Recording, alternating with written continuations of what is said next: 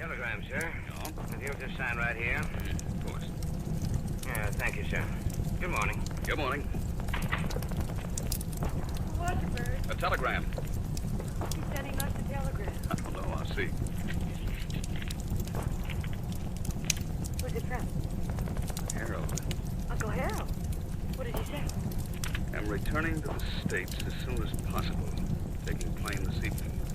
Be very careful of masks of azure. Do not let anyone have them. I'm in danger of my life. Harold. Danger of his life? What does he mean? I don't know. But it has something to do with the masks of azure.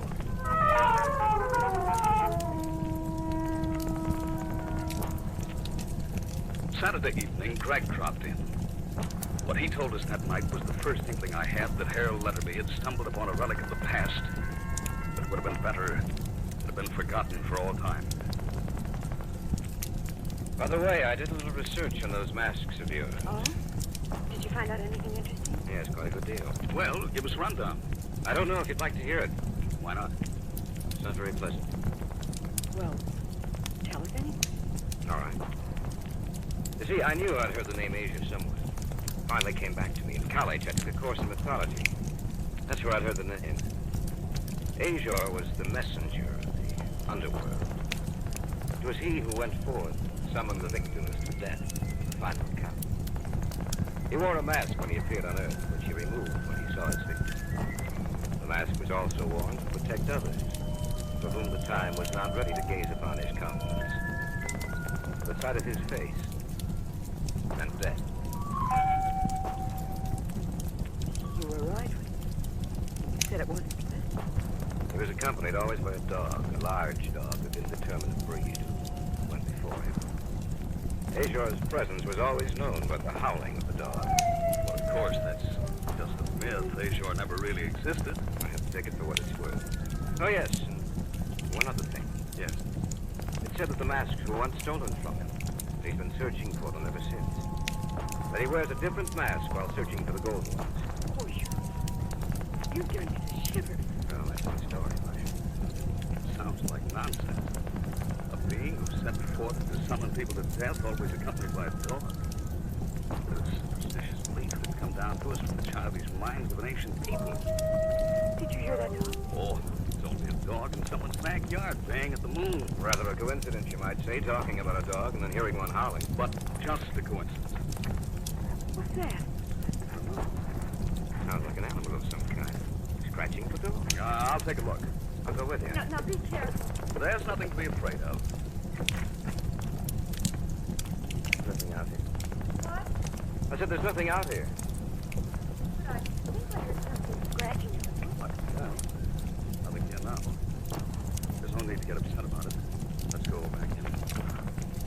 I can't understand it. Forget about it, honey. I'm sorry if what I've told you has upset you. A dog howling again. Somebody ought to talk to the guy who owns that animal. There's something at the door. Someone must be playing a joke on us. See what's there. I want to know what's outside. I'll go, Bert. I'll go too. If it is someone playing a joke on me, Don't move. It is a dog. why, I ought to. Wouldn't stand a chance. Alec! Alec! Come here. It's the dog's owner. Alec! Where are you? Quiet, Alec. Are you the owner of this dog? Yes. I'm sorry if it's caused you any trouble. But you ought to. You ought to. Keep him on a leash. Is everything all right? Yes, everything's all right, Marshal. Your dog, it frightened us. I'm very sorry about that. Alec, you shouldn't run so far away from me. What are you looking at? I'm sorry.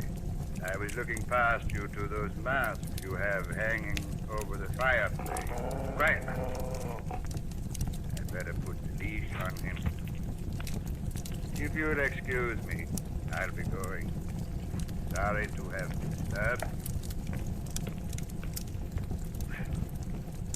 Well, we might as well go back inside. Wait a minute. Why? He dropped something. I'm going down to get it. He was a queer sort of fellow, wasn't he? Yeah. His face looks so strange. Soft. Almost like rubber. Marcia, what's the matter? Look. He dropped it as he was walking away.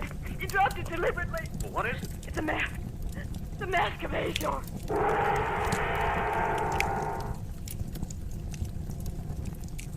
Back now to our story.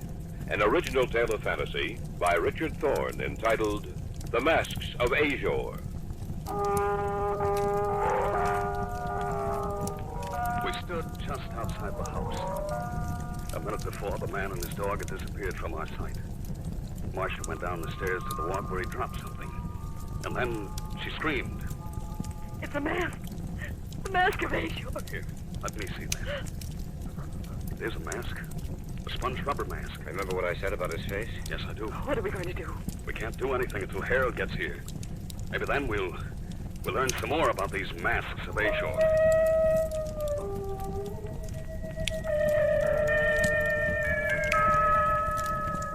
I'm sure that Marcia didn't sleep that night. As for myself, I dropped off occasionally, only to awaken with a start. But each time I looked across the room, Marcia was still in her bed, staring at the ceiling. Occasionally during the night, I heard the sound of a dog howling out there in the darkness. And each time I heard it, the sound of its voice made me shudder. The following afternoon, about 4 o'clock, a cab pulled up in front. Harold Letterby got out and came up the walk leading to our house. I see that you received the masks. Yes. And did you receive the cable? Yes, the following morning. When you bought these masks, you said that the dealer was anxious to get rid of them. Why? Had I known then what I do now, I would never have bought them. I think we know some of the story about Azure coming to Earth to conduct his victims back to death. And the dog, Bert. Don't forget the dog. And you know about the dog? Yes, we found out about it last night. Oh? How? It was here. Here? That's right. Then he sure has found the masks. He knows they're here. He saw them last night when the door was open. Are you sure it was Azure? After he left, Marcia found a mask. A sponge rubber mask. He will be back, you know. Oh, I wish you'd never found the mask. No more so than I, my dear. A short time after I'd mailed them to you, Azure paid me a visit. He and the dog. I, too, found a sponge rubber mask after he left. The night before last, I saw something behind the mask. Like eyes. You must hide the masks from him. Otherwise, he will claim us all. What are you talking I about? have a plan. May work, I don't know. Perhaps we can strike a bargain with him. Bargain? Yes, our lives for the masks. We must find someone else who will keep them for us. Greg will do that. Greg? A friend of ours, Greg Hunter. We must tell him it will be dangerous. I will. Good. Get in touch with him immediately, for I am positive that Azure will return tonight.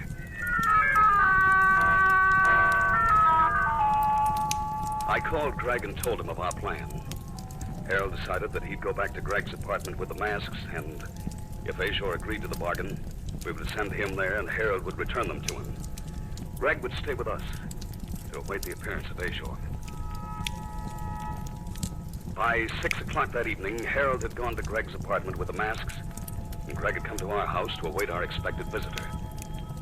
At 7:30, the shades of night had diffused themselves across the sky. By 8:30, the tension had mounted in each of us to a point where we were jumpy and irritable. What time is it? A little past 8:30. Do you think he'll come? Uncle Harold said he would. Just waiting. It makes me nervous. So am I. Listen. Yeah, I heard it too. Well, the waiting is over now. Bert. Bert, I'm frightened. Everything will be all right, Marcia. I don't know. I feel that something's going to go wrong. He's here. Well, let's go let him in. All right. Are you ready? Yes, I guess so. Here goes. Azure's not here. No, but he will be. Here he comes. I'm sorry, gentlemen. It seems that my dog has been scratching at your door again. We've been expecting you. Oh? Really? Yes, won't you come in? If you don't mind, come, Barley. You have have a very pleasant little home. Thank you. Do you mind if I set my package down here? Go right ahead. I see the masks are gone. Yes, we put them away. They were very interesting, you know. Weren't they, Balak? Balak is a good dog, yet he frightens people sometimes. You came here for the masks, didn't you? The masks? The masks of Azure. Oh. You don't have them, though, do you? Not right here. You have them somewhere else? Yes. We'll make a bargain with you. We'll return the masks if you leave us alone. Then you know the legend of Azure. Yes. I brought you something. It's in this package. In time, Barley, in time. What about the bargain? The bargain? Oh, yes, the bargain. I'm afraid I can't agree to it. Why? You see, I already have the masks of Azure. Look for yourselves. But Uncle Harold Is no longer alive. Why, you dirty... I'll tear that mask off your face and... Quiet, Alec. Quiet. I have no mask on, Mr. Stanton. But You are gazing upon the face of Azure, and those who see him no longer remain alive. Now, Balak, now!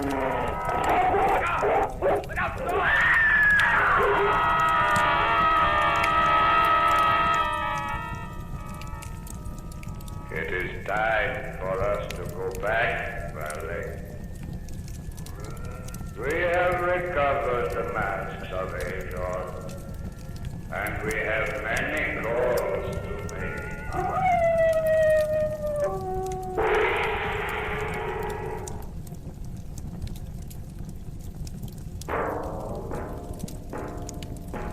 So runs tonight's tale of the unusual, the terrifying, the unknown. Join us again when next we journey down the corridors of the Hall of Fantasy to hear another strange tale of the supernatural. All characters and events portrayed in these programs are fictional, and any similarity to actual events or persons, living or dead, is purely coincidental.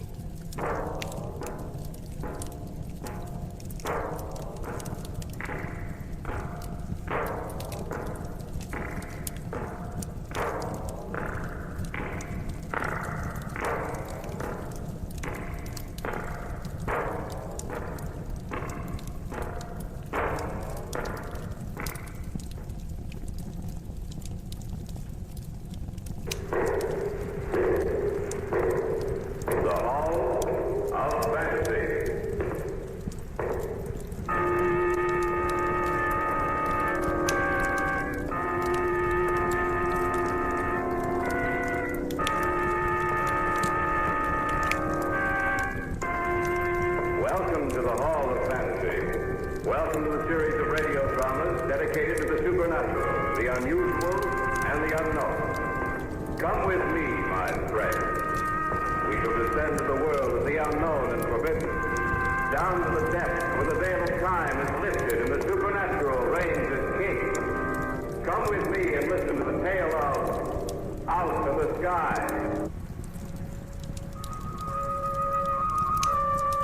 Certainly, there is in all the vastness of the universe many worlds of which intelligent life has developed. Watch the sky on a clear night, and there you will see flickering in the darkness of Earth's night 1,000 suns stronger than ours, and the satellites of these suns will be invisible to us. And the fraction of the universe we see will seem immense, and we will be in awe of it.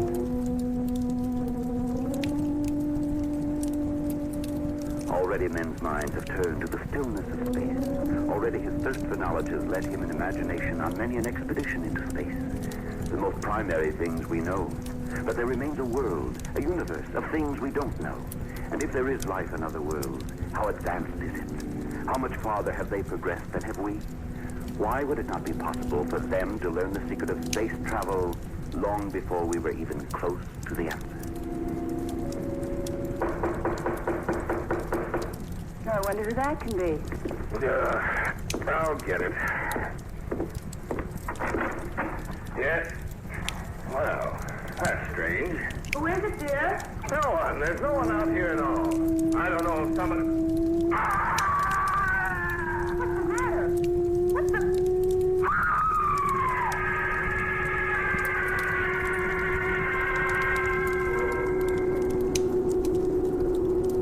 That's your safety belt. That's your safety belt.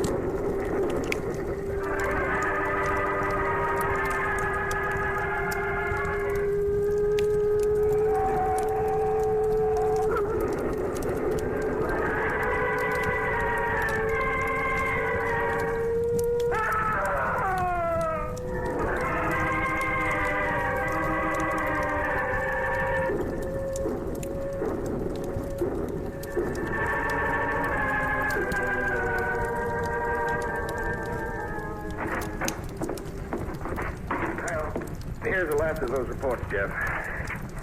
I can't understand it, Tom.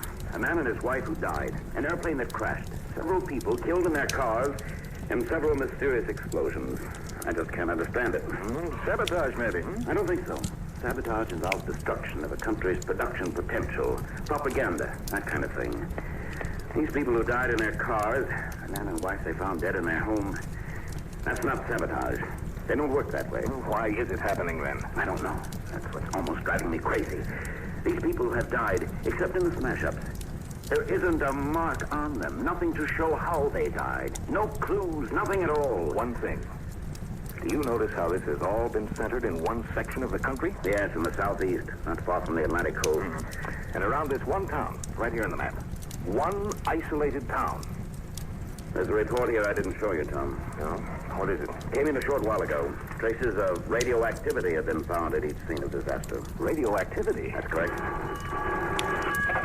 Carlson here. Yes, Tom Dakin's in here right now. It has us puzzled too, Major. No, we haven't learned anything else. Yes, sir. Yes, I understand. Goodbye. That was Major Williams. So I gathered. He wants us to go down there. Oh, when? Just as soon as possible. He says he's pretty sure this isn't sabotage. That he thinks there's something far more terrible than that in back of it.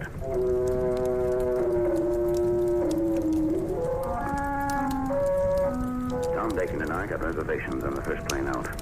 For reasons of security, after the first few reports, a censorship had been placed on any further news from the disaster area. We landed at one of the southeastern coastal cities and took a train the rest of the way.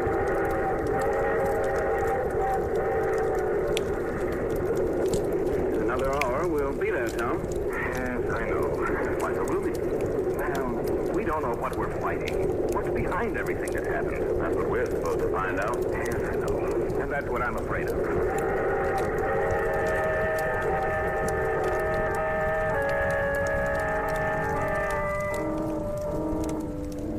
As soon as we reached the town, we got in touch with the local authorities. They took us on a tour of some of the disaster sites. We finally wound up at the lone house where the man and his wife had died. By that time, it was 9 o'clock at night.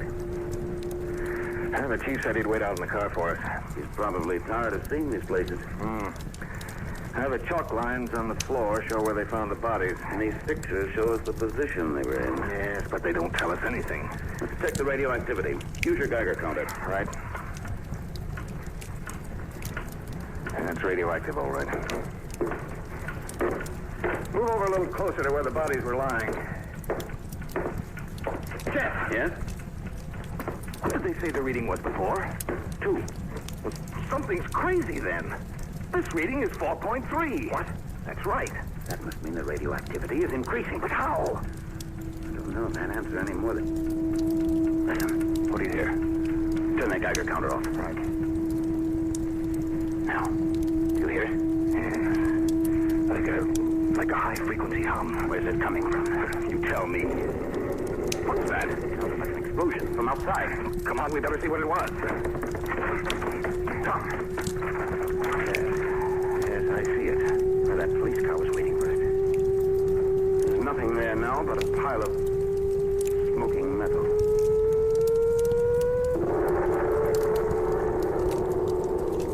We'll return to the tale of Out of the Sky in just a moment.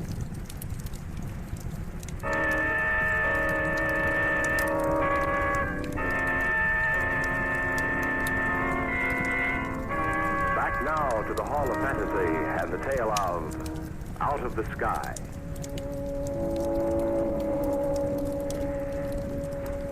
Tom Dakin and I had been inspecting the house of the couple who had mysteriously been killed. Outside, a car waited for us. Suddenly, we had heard a strange humming sound of a high frequency. And then we had heard the explosion outside. We ran outside only to discover that the police car was a mass of smoking wreckage. Tom, there's nothing left but a pile of smoking metal. Yes, I see it. What could have happened? I don't know. We'd better send a wire to Williams. Get him out here. I don't like the looks of this.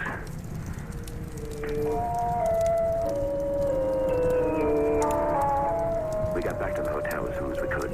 We decided to call Williams when we got there, but upon arrival we discovered that Williams had sent us a wire saying he would join us just as soon as possible.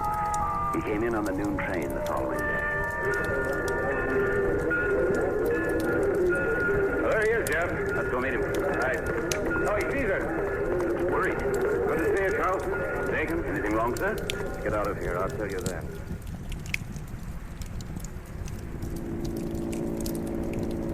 Have you seen all the places where the accidents took place?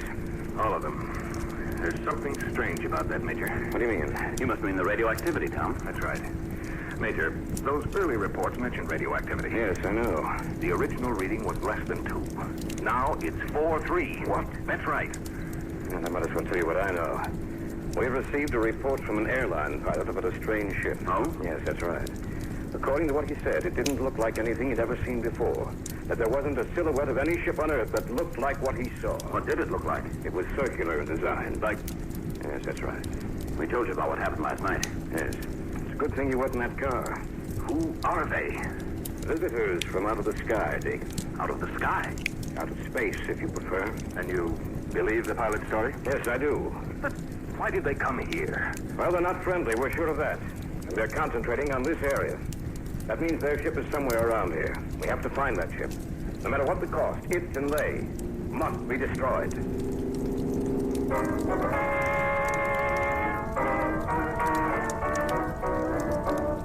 Late afternoon, a battalion of troops had moved into the area. They were kept out of the town proper, so as not to frighten the citizens. Another battalion would arrive the following morning, and then would begin the long search to locate the mysterious visitors from out of the sky.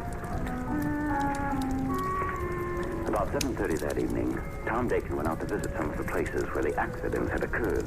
We had set up camp with the troops on the edge of town. It was 9 o'clock when he returned. Jack! Major Williams. What is it, Tom? Look, I went out to where some of those automobile crashes took place. Yeah? I took the Geiger counter along. What happened? The reading's up again. It's over 5. Did you check just one site? No. 3 of them. The reading's over 5 in each place, and one of them was close to 6. It means that radioactivity is increasing. But why? And another thing. The area of radioactivity seems to be spreading. Spreading? That's right. Jeff and I checked them yesterday. Now, one of the officials with us said the area seemed larger than it was before. Tonight I discovered it was larger than it had been yesterday, and I'll lay even odds it'll increase by tomorrow. Come here a minute. I have a map here with every site in which an accident occurred. Let's take a look at it. For one thing, all those little marks you have on that map seem to be in a definite pattern. Yes, I noticed that earlier. Look. The whole town is encircled by these spots. And they seem to be spaced at regular intervals throughout the town, too. And they spread. What did you say, Major? Each of those little spots you see on the map represents a radioactive area, Carlson. A radioactive area that is spreading all the time. It's like a fire. See how the town is ringed with those little spots? And see how they're spaced inside the town? The area of radioactivity is moving in from outside the town, and from those spots inside, it will spread and move out. Spread like a fire until the whole town is nothing but a mass of radioactivity. And the people must be evacuated. That's right, just as soon as possible. Major Williams, someone to see you, sir. They told me you're the man I should see. Major Williams? Yes. My name's Kincaid. I own a farm about 15 miles from What here. did you want to see me about, Mrs. Kincaid? I'm a spinster, Major. It's missed. I'm sorry. You shouldn't stand on ceremony, I guess. I saw something funny I think you ought to know about. For heaven's sakes, what is it? I got a lot of property, Major, and there's a lot of woods on it. I was out this evening just walking around the place. I like to do that, you know. I was walking down near the South 40. That's where the woods is the thickest. And I heard a queer humming sound. Like a high-frequency hum? I don't know what frequency it was. It was just a hum. I didn't know what it was, but I walked into the woods anyway. And then I saw it. What did you see? Funniest looking thing I ever saw in my life. Big and round. And it glowed. Seemed to be surrounded by a circle of glowing light. Looked like a ship of some kind. Kind you might imagine would be a spaceship. Will you take us out there? That's what I came for. This may be the thing we've been looking for. Come on.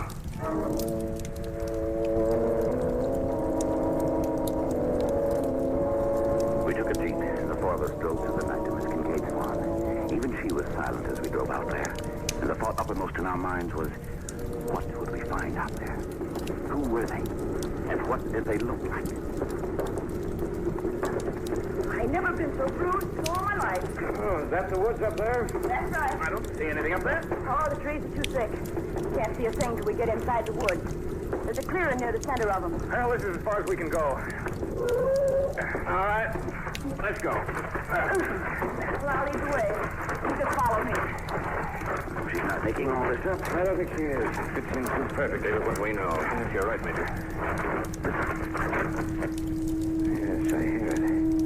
It ain't far now. Look up there. There seems to be some light. That must be it. Strange kind of light, like a phosphorescent glow. It's getting stronger. We're getting very close to it. Yes. There it is.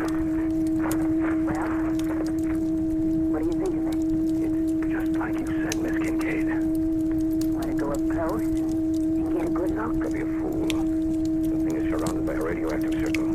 If we stepped into that band of phosphorescence, we'd be dead within a matter of minutes. It's frightening. Sitting there, something completely alien to this world. Not only alien to this world, Deacon, but bent on its destruction.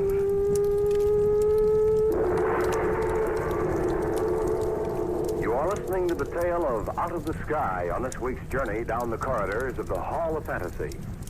We'll return to our story in just a moment.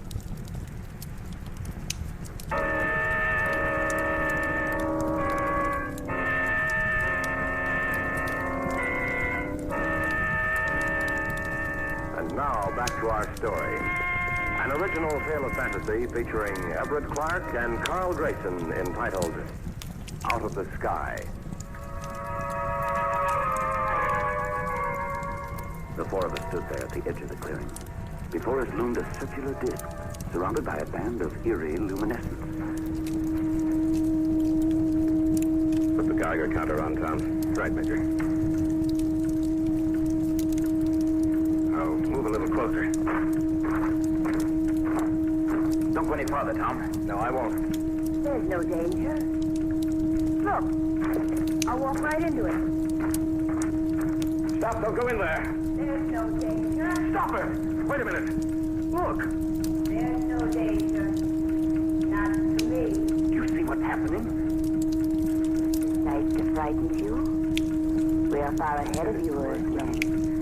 I was sent here To discover how progressed you Earthmen were, and I find that you are barbarians.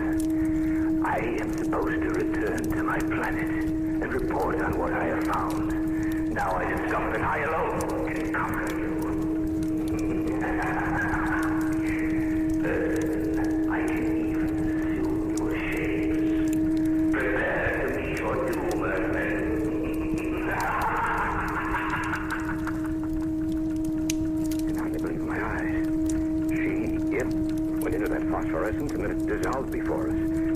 Something seemed to float there with no body, no clear outline as to its form. It said, prepare to meet your doom. Listen, quickly, get back as far as you can. Are you all right, Tom? I'm coming. All right, drop down on the ground. And just pray that we're far enough away.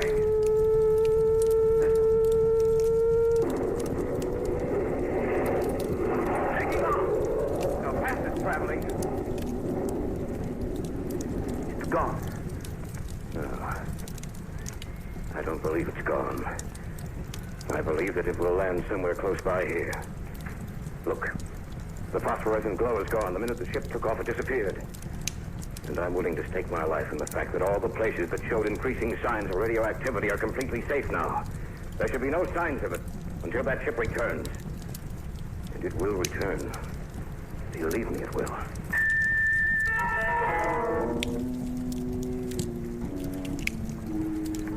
As soon as we got back to the camp, we sent details out to ascertain whether Major Williams' surmise was correct. It was. Every place which had shown traces of radioactivity had lost it. For the moment, we were safe.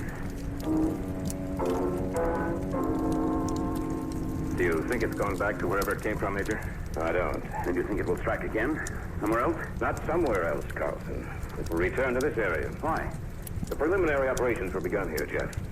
Evidently, that ship must be on the ground in order for it to increase the radioactivity in those areas which it has already struck. The minute it leaves the ground contact, the radioactivity circuit is broken. It will have to return to reactivate those circuits. And we'll know when it returns when those spots show signs of renewed radioactivity. But why would they want to conquer us, Major Williams? Why not come as friends? Perhaps they believe that we'd be hostile to any friendly overtures. I don't know. Maybe they're ruled by a party that wants to conquer planets, just as we've sometimes been ruled by men who wanted to conquer nations. The visitor said we were barbarians. In relation to their technological advancement, perhaps we are. But I think that gives us our one chance of defeating him. How? I think he's underestimated us. Underestimated our weapons. He landed here in a rural section of the country. He doesn't realize the weapons we do have at our command. And that may be our trump card.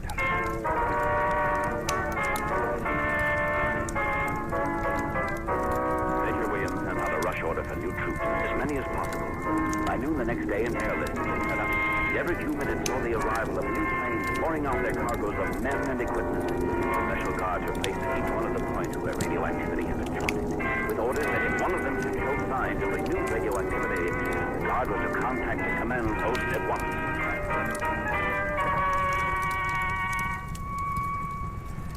It was the evening of the second day after the ship had blasted off.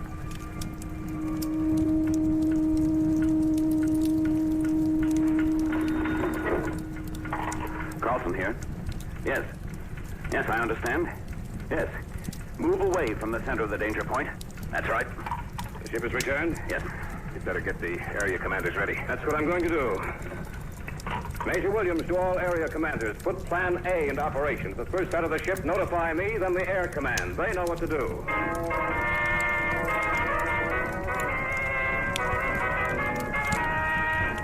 Reports came in from each guard post that signs of radioactivity had reappeared. From where we were, we could hear the reconnaissance planes taking off. The whole camp had suddenly roused itself from the lethargy of waiting to a concerted drive to find the enemy and destroy it.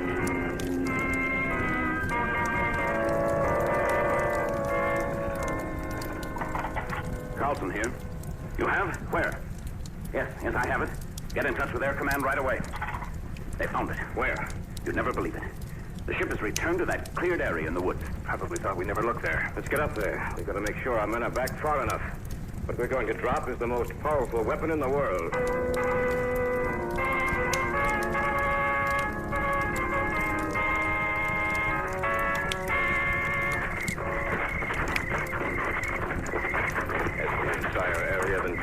Yes, Major. The men have all been ordered back beyond the danger point. Good. I wonder if the thing inside that ship knows. Yes, I think it does know. Why doesn't that plane get here? Sound is getting stronger. Maybe this is a trap. Maybe that thing knew what we do. Perhaps it can destroy everything in this area for miles around. Maybe that was the reason we were allowed to live, so that we could bring in reinforcements. It can destroy 100,000 in this. I hear the plane. Get here in time. What if the blast off? Then we've lost. The first and only battle we'll be allowed to have. They've dropped the bomb. Duck down.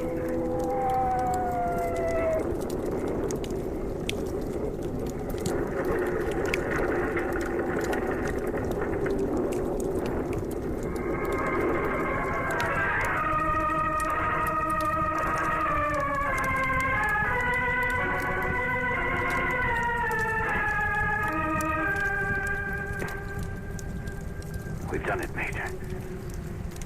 We've done it. The ship was destroyed completely. I believe that the bomb was dropped just in time. A few seconds longer, and all of us in this area would have been destroyed. He said that they were waiting for his report. If he doesn't return, will they come looking for him? Perhaps. Then again, they may think that we're stronger than they are. Who can tell what will happen? Perhaps the future may bring other visitors, and they may be friendly. Then again, they may be our enemies. We can't tell what will come from out of the sky.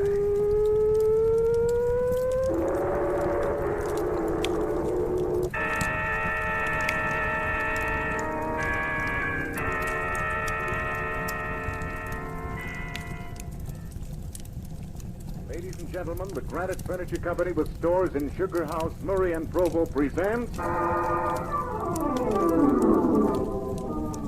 The Hall of Fantasy.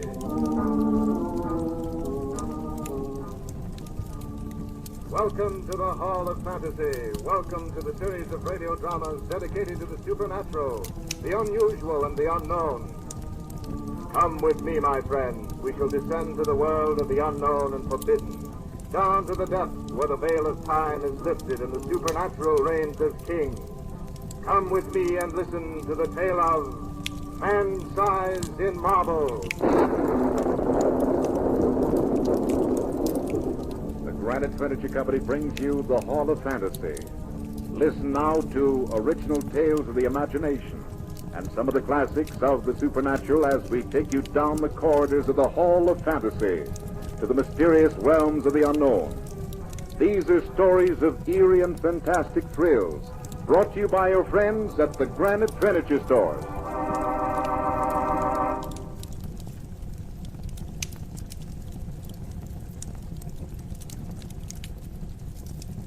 And now for tonight's story, a radio adaptation by Bob Olson of E. Nesbitt's story, Man-Size in Marble.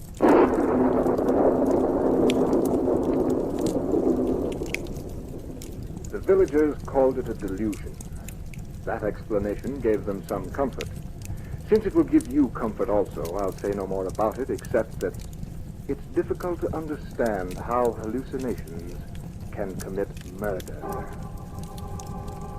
Ours was one of those marriages on a dime. I'd been doing a bit of painting in those days and never knew what it was to have the money I really needed. But then Laura knew this before she married me. Well, we'll get along if we're careful. You can paint and I'll write articles for the magazine. Living in town will be out of the question, dear. Well, we can find some little place in the country. As long as it's picturesque and sanitary. It doesn't matter where it is. And so we spent our honeymoon lightheartedly looking for a place that was both sanitary and picturesque, the two qualities that rarely keep company in one cottage. Little rose-covered trellises would invariably hide the corruption that lurked inside. We'd looked so hard and were so confused by the eloquence of house agents that we seriously began to doubt if we could tell a house from a haystack, even if we found one.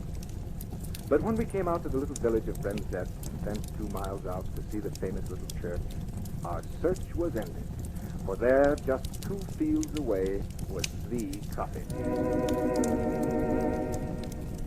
Picturesque it was, for it was long and low, with rooms taking off in unexpected directions. 2 of the rooms were of ancient stonework, now covered with moss and ivy. It was all that remained of a huge manor that had stood here years ago. Around these rooms had risen the cottage as it stood this day quite by itself. Our nearest neighbor was a jolly Scotch doctor, McCarthy by name, whose cottage was a little distance down the lane. Our new home nestled cosily against a low hill and looked out across the marsh meadows to the sea. Yes, it was a pretty cottage. Though stripped of its roses and jasmine, it would no doubt have been hideous. The rent was absurdly cheap, and it seemed quite likely that between the 2 of us, we could keep the kettle simmering. We spent the rest of our honeymoon in second-hand shops, picking up odds and ends of oak and Chippendale until the cottage soon became very homey. Fully settled, we were so happy. And that day we looked from the latticed window onto the old-fashioned garden with its colorful splash of hollyhocks and lilies. Laura sat outlined against the window, I before my easel. What are you painting, Ben? You, my dear. Me? Well, why not this lovely countryside? First my wife, then the countryside. And what are you writing? A verse? About what? You.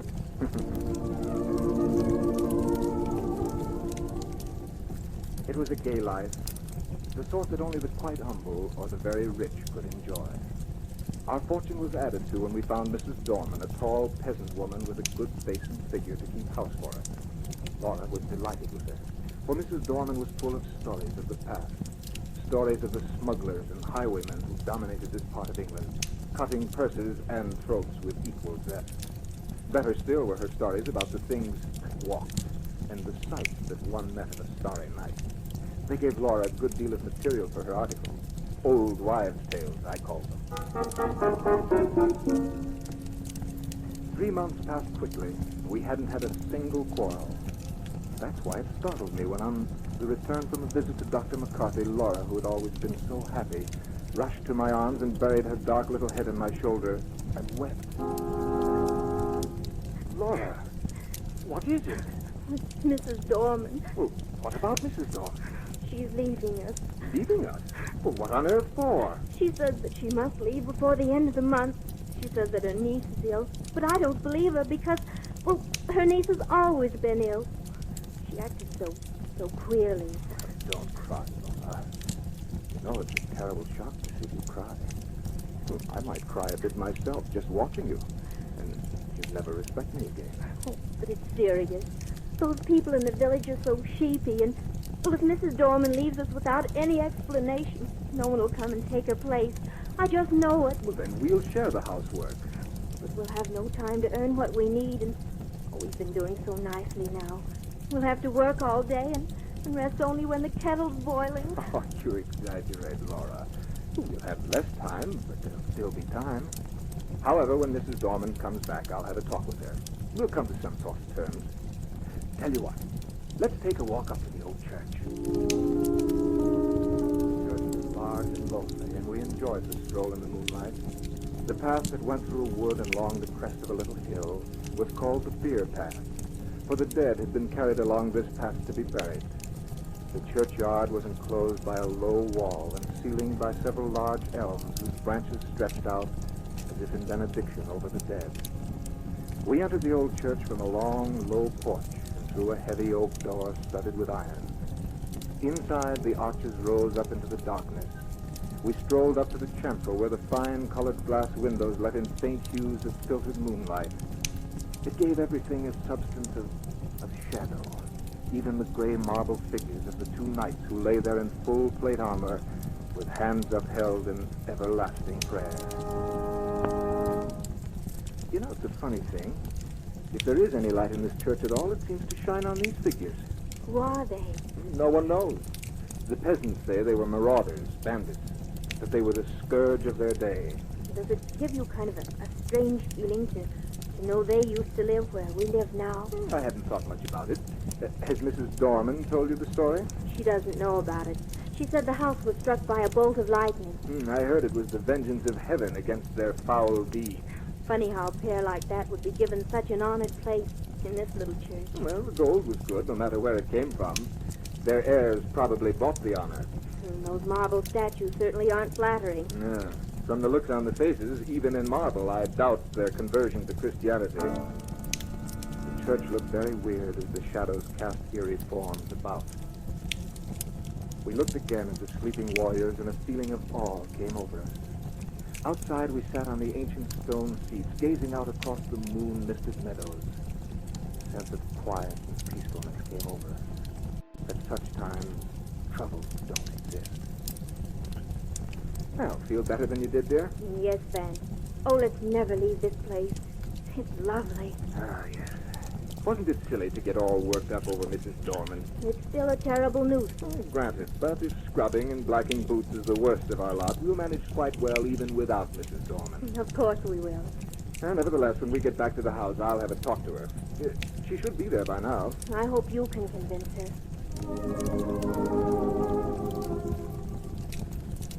Mrs. Dorman, what's this I hear about your leaving? Well, I'll start to leave before the end of the month.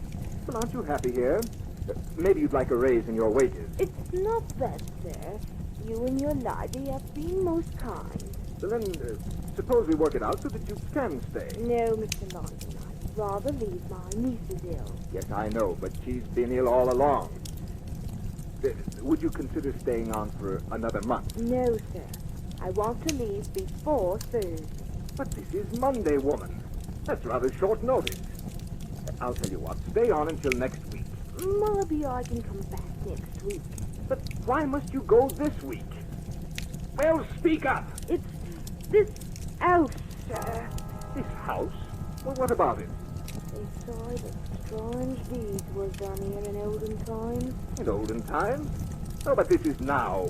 What deeds do you mean? Well, don't worry, Mrs. Dorman. I'm not going to laugh at you. Well, sir, have you seen them two shites beside the altar in the church? You mean the effigies of the knights in armor? I mean them two bodies drawn out man-size in marble. A very graphic description, Mrs. Dorman, but what about the knights? In the village, they say that on all sides eve, those bodies come to life. Those marble statues? They say that they rise up from their slabs and walk down the aisle in their marble. Then when the church clock strikes 11, they come out into the night and walks over a gride. But how do you suppose... When the night has been wet, there was the marks of their feet along the beer path. Well, where do they go? Back to their home. Their home? But their home was... In this house. Well, did anyone ever see this happen? I ain't saying. All I know is what I know. Who was living here last year? No one, sir. The lady who owned the house spent the summer here, but she always went up to London a good month before the night. And so you think you must go? Yes, sir. My niece is ill. Oh, your niece! Oh, very well, Mrs. Dorman. Go if you think you must. But don't say anything about this to Mrs. Langham. Must you go, Mrs. Dorman? Yes, ma'am. This is Thursday. I can't stay no longer. It's going to put quite a load on us. Don't try to do too much, Mrs. Langham. If there's anything I can do next week, well, I won't mind in the least. Thank you. Oh, but we'll try to manage. And whatever you do, lock the door early tomorrow night. You might put a sign of a cross over it. What do you mean? That's Mrs. Dorman's little Halloween joke, dear. It's no joke. And if you ask me... Goodbye, Mrs. Dorman. Goodbye. And don't forget what I said. What did she mean, then? Nothing, dear. Mrs. Dorman is just a superstitious old biddy, that's all. I would have looked forward to Friday a much happier man if I could have believed what I had just told Laura. But Friday came, the day before All Saints' Eve. The day this story ends. In fact, the day that gave this story its horrible substance.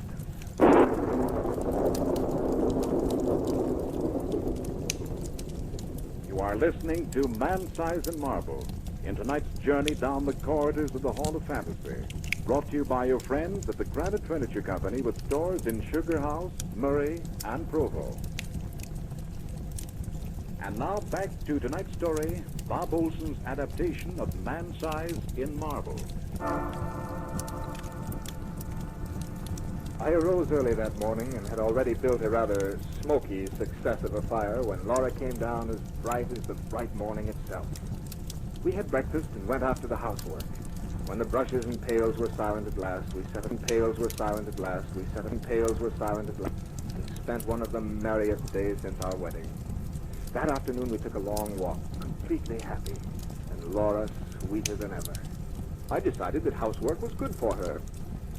We watched the deep flame of sunset as it slowly faded to a dull gray, and then walked back to the cottage hand in hand without a word.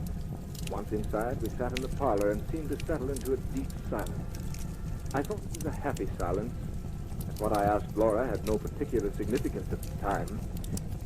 You seem sad, Laura. I was surprised at her answer. Yes, I don't think I feel quite well. I've had the shivers, and it isn't cold, is it? No, unless it's one of those nasty mists that creep up from the marsh. There is no mist, dear. Doesn't seem to be at that. No mist. In that case, darling, you're not entitled to a chill. Sorry. Van, do you ever have a presentiment of evil? Don't believe it. I do. When my father died, he was away in North Scotland. But the night he died, I knew it. Oh, forgive me, Van. Come and light up the candles on the piano, and we'll play one of our duets.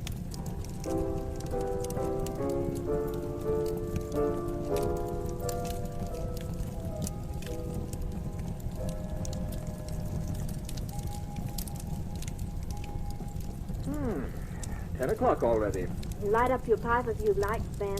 I don't mind. Yeah, I think I'll take it outside. May I come too? No, dear. You're much too tired. I shan't be long.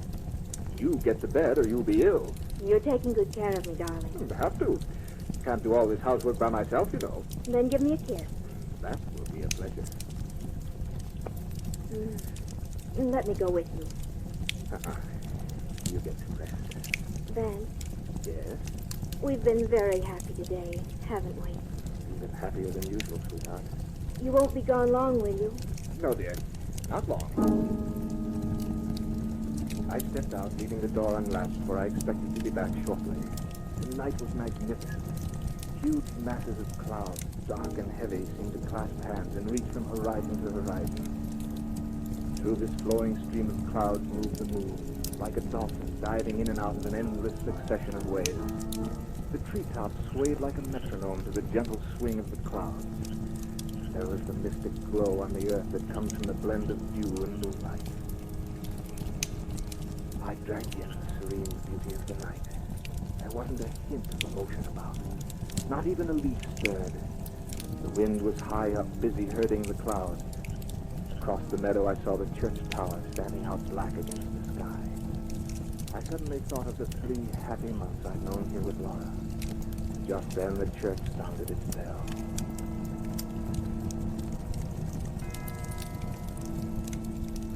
Hey, 11 o'clock. I should be getting back to the house. But first, I think I'll visit the church. I felt so happy and so very thankful.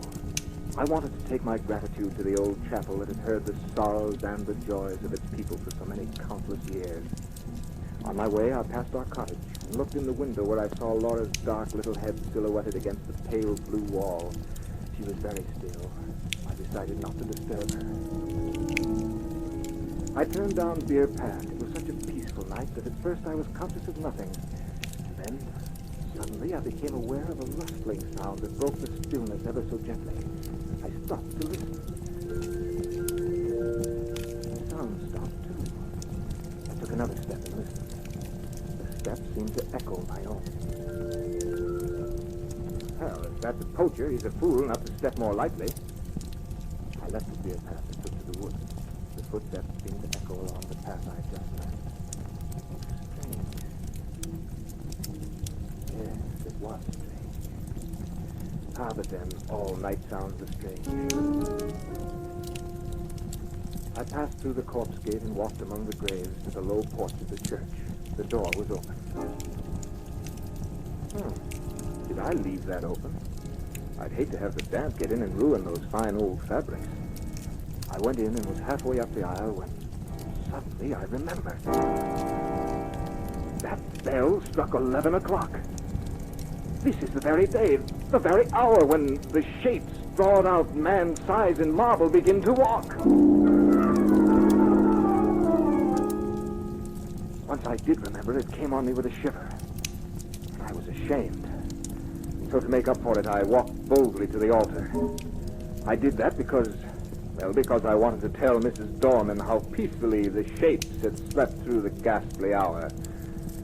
So with my hands nonchalantly shoved into my pockets, I passed up the aisle. In the dim gray light, the other end of the church looked it looked larger than usual. The arches above the 2 tombs seemed to have grown too. At that moment, the moon came out from behind a cloud, and in the ghostly beams of light, I saw the reason. They're gone. I steadied myself. It's some fool's practical joke. They can't be gone.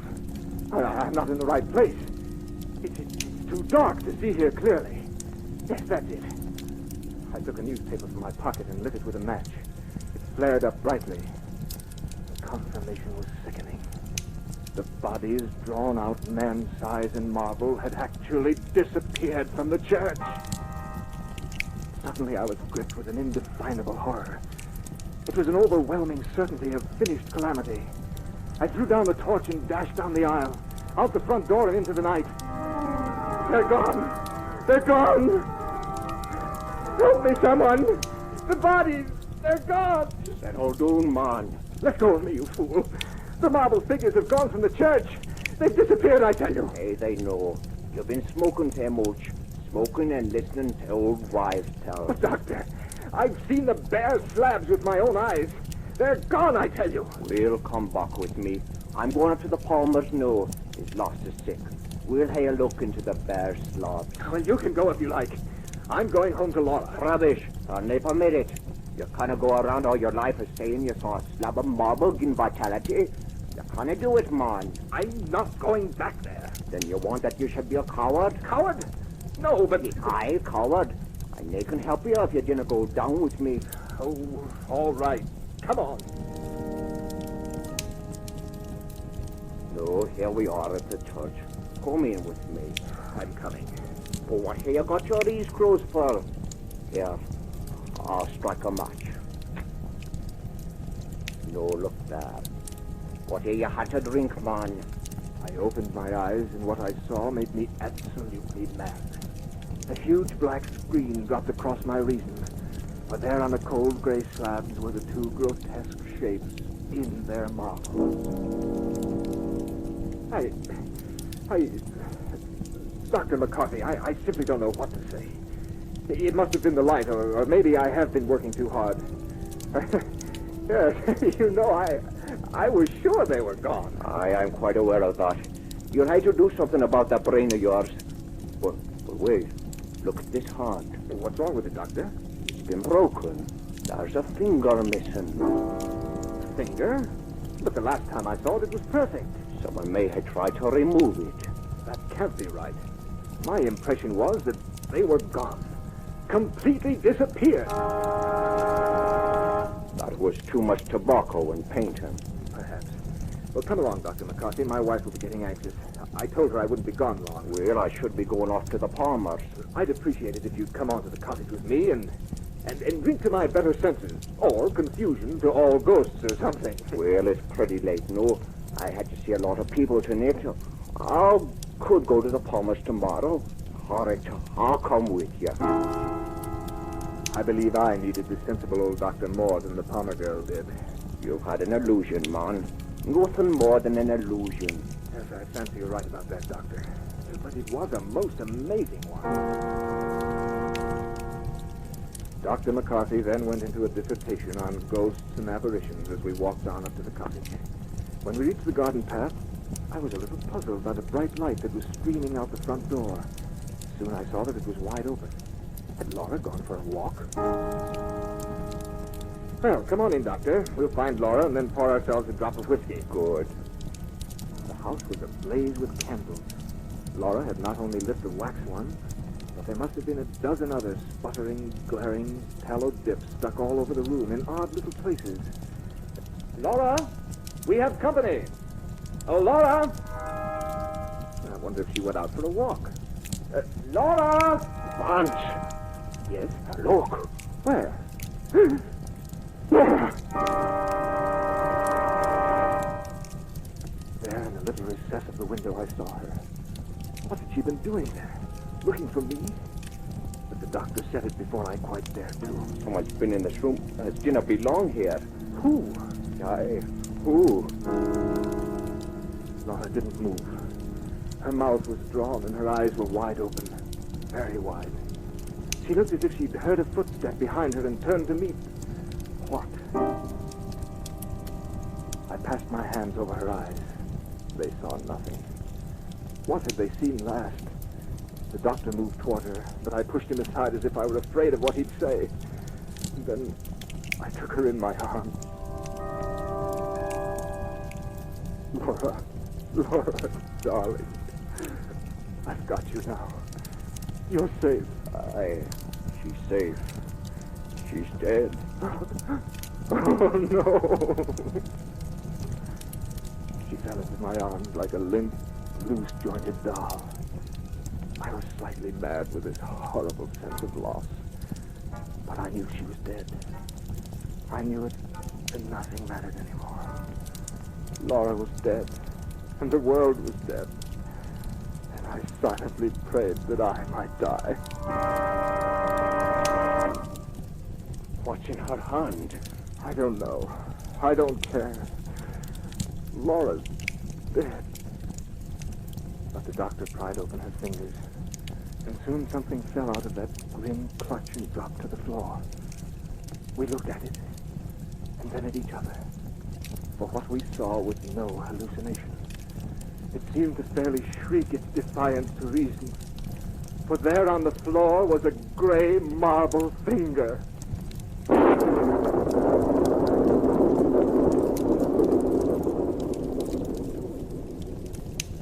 So runs the tale of Man-Sized in Marble.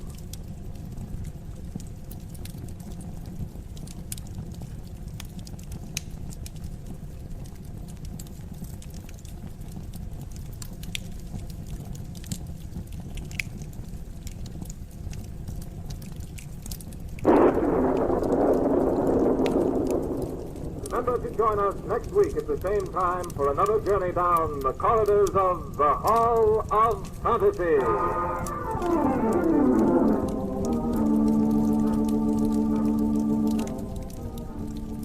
Tonight's story was adapted from the story by E. Nesbitt entitled Man-Sized in Marble. Heard in tonight's program were Carl Grayson as Vance Langham, Beth Calder as Laura, Phyllis Perry as Mrs. Darman, and Archie Hughley as Dr. McCarthy. Musical background was provided by Earl Donaldson. The technical supervisor was Nephi Sorensen. This program was written by Bob Olson and produced and directed by Richard Thorne.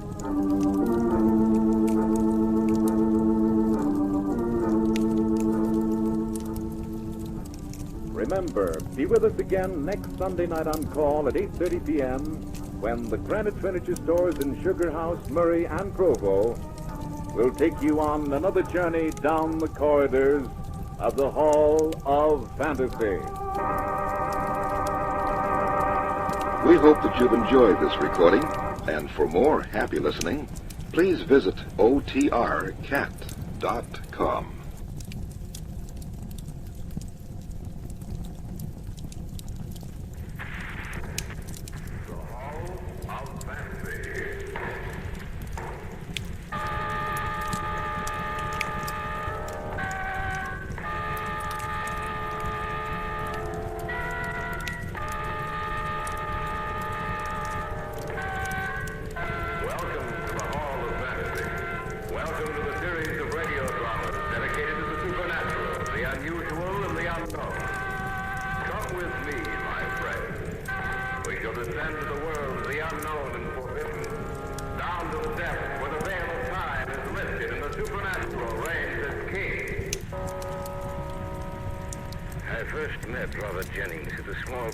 Given by a mutual friend of ours.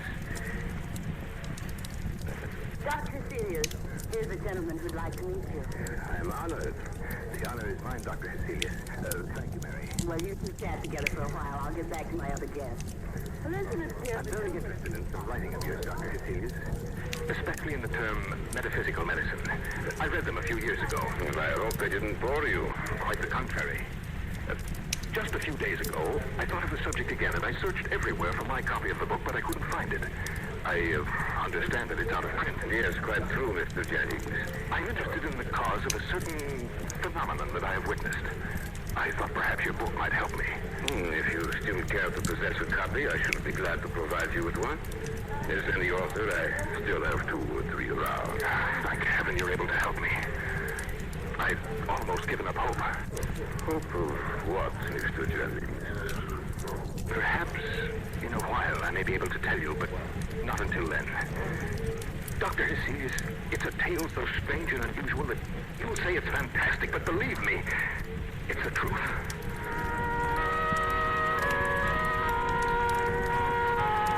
About the end at about 11. Everyone left except Mr. Jennings, our hostess Mary Crandall, and myself. I don't know what it was that made me stay later than I had intended. Perhaps it was the way that Mr. Jennings acted. At any rate, I have gone into the library to see if perhaps Mary might have a copy of my book. I heard a strange sound that I couldn't place. I turned around and caught a glimpse of two burning red lights that stood about 2 feet off the ground. They moved with a strange hopping movement and then suddenly disappeared out in the hallway. Mary, is that you? Stay away from me. Don't run from me, Mary. Don't come any closer to me. Your throat is so lovely. Take your hands away from my throat. No, Mary. I'm going to kill you, Mr. Jennings! Take your hands away from her throat, Mr. Jennings! I don't know what came over me. You're right, Mary. Yes, Dr. Celia. What are you trying to do, Mr. Jennings? Why were you trying to kill her? Kill her, Doctor. I was trying to destroy him. What, Mr. Jennings? You wouldn't believe me, Doctor. No. You would never believe me.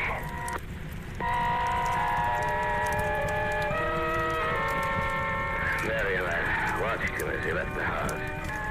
He slipped his card into my hand just before leaving me, and mechanically I put it into my pocket. I was convinced that Robert Jennings was suffering from some strange malady. Your Mr. Jennings is a dangerous man, Mary. Well, actually, he's a very good man. He tried to kill you this evening. You call that being good? No. The look on his face, it wasn't him. It seemed to be someone else. Mr. Jennings is not married, is he? No. He's been writing, that is, he was. Not for 2 or 3 years. Perhaps he has not gone on with his work. The book was upon some rather unusual subject, perhaps. Supernatural phenomena. Is that correct? Yes, he was writing a book. I don't know what the subject matter was, but suddenly he stopped writing. One more fact now. His mother and his father, did you know them? Yes, both. His father died about 10 years ago. Our family knew them quite well. And either his mother or his father. I should think his father saw, how should I say it, a poltergeist, an apparition, a ghost. Isn't that correct? Yes. How did you know? Something he said concerning metaphysical medicine. It was his father. He was a strange man who used to bore my father about his dreams. One day he told my father a story about a ghost he'd seen and talked with. I remember it particularly because I was so afraid of him. He told the story a short time before he died. He was still quite young then. The words he used have always remained with me. Words he used to describe the apparition? Yes. He called it the beast with red eyes.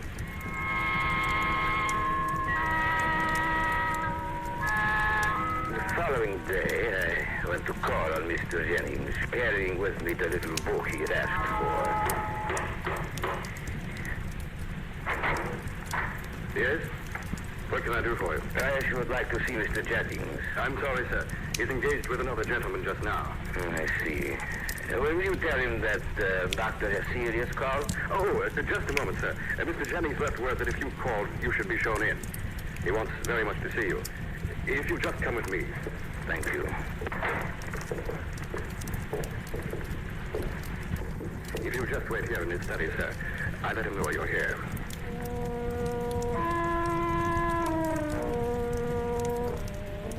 I noticed an open book on his desk.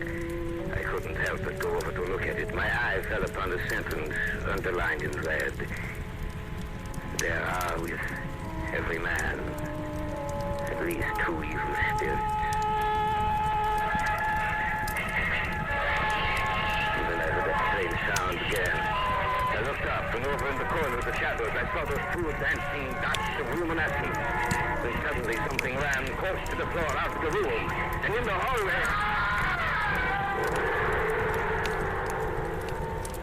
We'll return to the tale of the beast with red eyes in just a moment. This is what's happening now.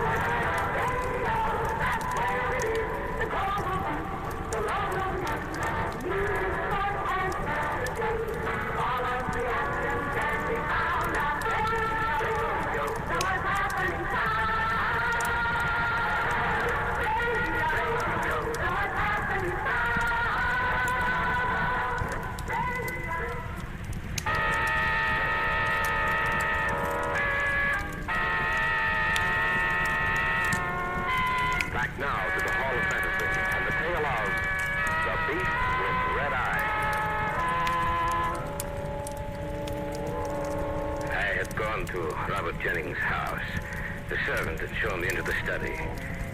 For a moment, I'd imagined I'd seen something over in the corner of the room. And then it had run along the floor and out into the hallway. It was then that Jennings screamed.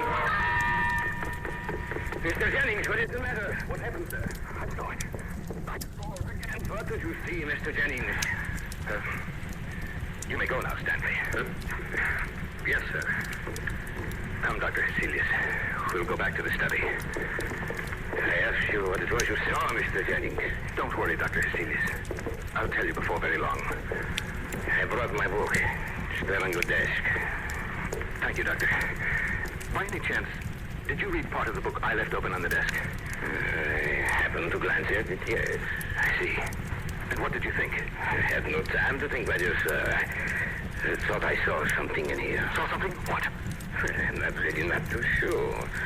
I looked over at the corner of the room over there, and I saw two luminescent red spots. So the dark in here, you know, and I saw, or imagined I saw some little animal scurrying along the floor out to the hallway. And then you scream. And you have had your first glimpse of it. Of what, Mr. Jennings? The beast with red eyes. The beast with red eyes? Yes. Spawn of the devil. Are you the only one who's seen this apparition, Mr. Jennings? No. No, my father saw it too. How did your father die? I don't know, Doctor. I was downstairs when it happened. I heard him scream, and when I got upstairs, he was dead. I see. And his eyes. I shall never forget his eyes that night. They were like the eyes of the animal I see. Like a burning red fire. Tell me about it, Mr. Jennings. Tell me everything. Well, it's a rather long narrative, Doctor. Please be seated. Thank you.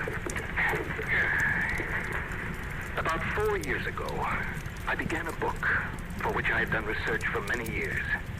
It was upon the supernatural phenomena inculcated into the beliefs of the ancients. Yes, a wide and very interesting field. Yes, but not good for the mind.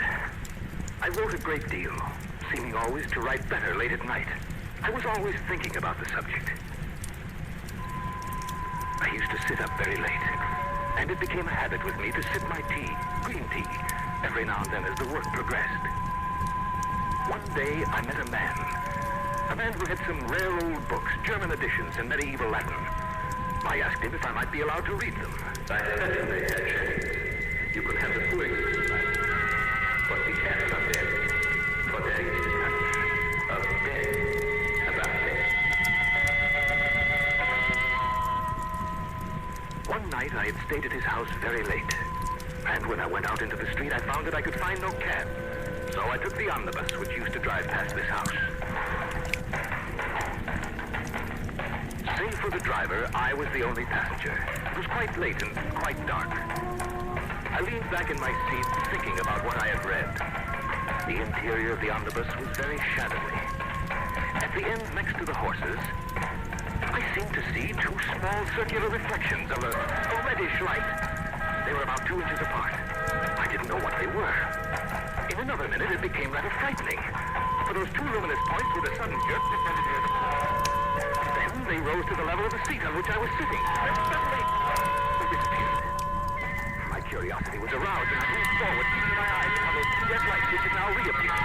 The coachman, seeing that I was acting strangely, asked me, "Anything wrong, sir?" No, nothing at all. Get off there! I began now to perceive something black, and I soon saw the outline of a small monkey, pushing its face forward in mimicry to meet mine. The red lights were its eyes, and I saw its teeth grinning at me. I poked my cane at it. I swear that I'm telling you the truth. My cane went up to it and threw it. As I looked, it made a little skip back into a corner. I was afraid, terribly afraid. Are you sure there ain't nothing wrong, sir? Driver, I want to get off here. But this ain't where you... I don't care. I want to get off now. All right, sir. There. What be the matter? Nothing. Just leave me alone. I got out and the driver stared at me for a moment and then... You look like you've seen a ghost, sir. Come on, get up there!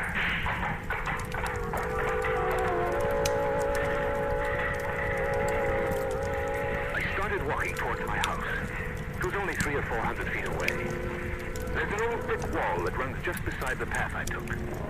I noticed nothing for the first few seconds. But then, I heard a sound that was strange to the night. I looked at the top of the stone wall, but seeing nothing, I continued on my way. It was then I heard it talking to me. Turning around, I saw the creature on top of the wall. I started to walk fast. He scampered along on top of the wall just a bit. I stopped, and the monkey stopped also. And sat there on the wall. Just stared at me, making no sound now. I started walking again. It sprang down and scampered along beside me. I could feel it when it touched my leg. I was terribly frightened. I began to run. I was afraid to look down at her. I stopped the door while I came to my house. I ran up the stairs, opened the door, went inside, and slammed it shut back at me. Anything wrong, sir? You don't see a small black animal around, do you, Stanley? Certainly not, sir. Good, good. I must have lost him. There's been nothing around here, sir. I went into the study. This study. Sat in my favorite chair. For a few minutes I was alone. But when I finally lifted my glance, there in the corner of the room, I saw the beast with the red eyes. It was entirely lit up. Not only its eyes, but all of it. As if it were surrounded by red embers. It advanced towards me. Grinning and shaking, its paws clenched. And at the same time there came the appearance of fire in the grate, and we never burned a fire in here. It forced me, and its shattering built up into a scream, and I was sure that I was going mad. You are listening to the tale of The Beast with Red Eyes on this week's journey down the corridors of the Hall of Fantasy. We'll return to our story in just a moment.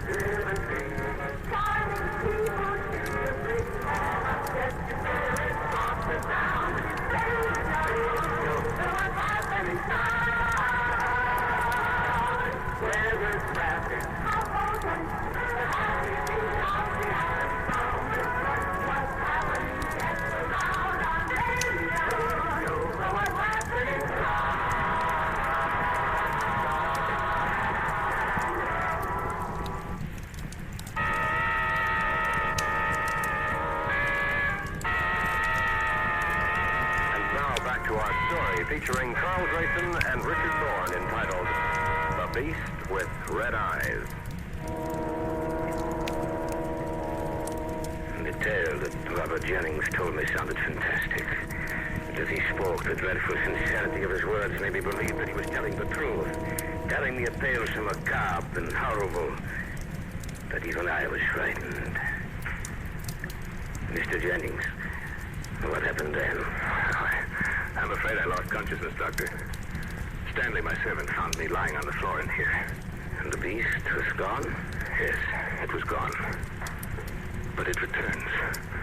And each time its presence grows more fearsome in aspect. And each time it comes closer to me. The story you tell is fantastic. Fantastic it may be, but it's true just the same. That little beast has driven me almost insane. When does the creature appear? At any time it so desires, Dr. Sears. Generally when I'm alone. And there are also times when it disappears for a while. How long is it gone? Anywhere from 2 days to 2 weeks. Tell me, Mr. Jennings, is it here, this room with us now? No, not in here. I saw it in the hallway before we came in here, however. Is it return accompanied by any strange manifestation? No, nothing. It's simply with me again. I'm lifting my eyes from a book or turning my head, I see it. Watching me. Have you told anyone else about this? No one. It is just as well. Its power of action is increasing, especially when I try to rest. It torments me while I lay in my bed at night. It drives me to do things. Last night, when I tried to hurt Mary, it was the beast who drove me to there. I heard it screaming, and its scream said, "Kill her! Kill her!" Had you not been there, I'm afraid I would. My niece, I almost killed her, too. How? Well, we've gone out for a walk. Our path happened to lie near a coal mine. At the verge of the wood, there's a perpendicular shaft. They say 150 feet deep. My niece and I came to the edge of the shaft. You look so strangely, Uncle Robert. It is nothing. You act as if you see something down there. What is it? Nothing, my dear. Nothing at all. Do you hear anything? No. It's so deep down there. So terribly deep. So deep. Her scream brought me back to reality. I had been on the point of pushing her down there to certain death. Always urging me to crimes, to injure others or myself. You're very tired, Mr. Jennings. Perhaps you better rest. I have no time to rest, Dr. Hasilis. I see. I want you to help me, Doctor. Look, I'm going out of my mind trying to fight it. Will you stay with me? I have other patients, Mr. Jennings. Yes, I realize that. I know that I'm asking you to forget them for a while, but I can't go on alone. I must have some help. All right, Mr. Jennings. I can send you a servant with a message to my office tomorrow. Thank you, Doctor. I don't know what I'd have done if you'd refused me. I shall stay here with you. Perhaps I can get some rest now. Perhaps I can forget the terrible screaming of its voice. We have been talking so long, Mr. Jennings, that the middle of the night has overtaken us. It is not good when we are talking of such matters. I suggest that we all retire for the night. You're right, Doctor. Where? There! Over there! Don't see anything. I swear it's there just the same. I feel something is going to happen. Don't worry, my friend. I shall be here in this house all night. Nothing will happen. Too late, Doctor. Serious. I should have seen you long before this. For now, it's too late. He hated his servant. I put him to bed. He lay there moaning, and his eyes would fasten on some object in the room. I would follow his gaze, but I could see nothing.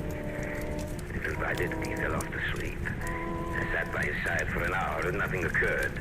The servant Stanley, who had gone back downstairs, now returned. Doctor, would you come downstairs for a moment? What is the matter? I can't explain it, sir, but I saw something downstairs. Then, by all means, I shall go downstairs. What did you see? I can't be sure. It seemed like a small animal. Tell me exactly what happened. Well, sir, first I heard some little noises. I looked up from what I was doing and saw a little animal in the corner of the room. A little black thing with two burning eyes of fire. Where did you see it? It was in this room, sir. That's the sound, sir. That's the noise I heard. It seems to come from the study. We better take a look. Yes, Doctor. Have you ever heard these noises before? No, sir. This is the first time. Doesn't seem to be anything in this room. I can't understand it, sir. The sound came from here. Yes, I know. I heard it too. But there doesn't seem to be a... What's that? The fool I've been. This was just a trick to get us down here. It sounded like Mr. Jennings. It was. I should never have here. I should never have come down here. What did you do? With red eyes, of course. I'll never forgive myself for this. Mr. Jennings, you may not be able to answer you, Stanley. Why not? Here's the room. You'll know if we're too late in just a moment. He's still in bed, sir. Yes. But he's dead. What? That's right. His eyes, sir. Look at his eyes. Why, what do you see? His eyes. They're so red, sir. Like blazing coals of fire. They look just like the eyes of that animal I saw.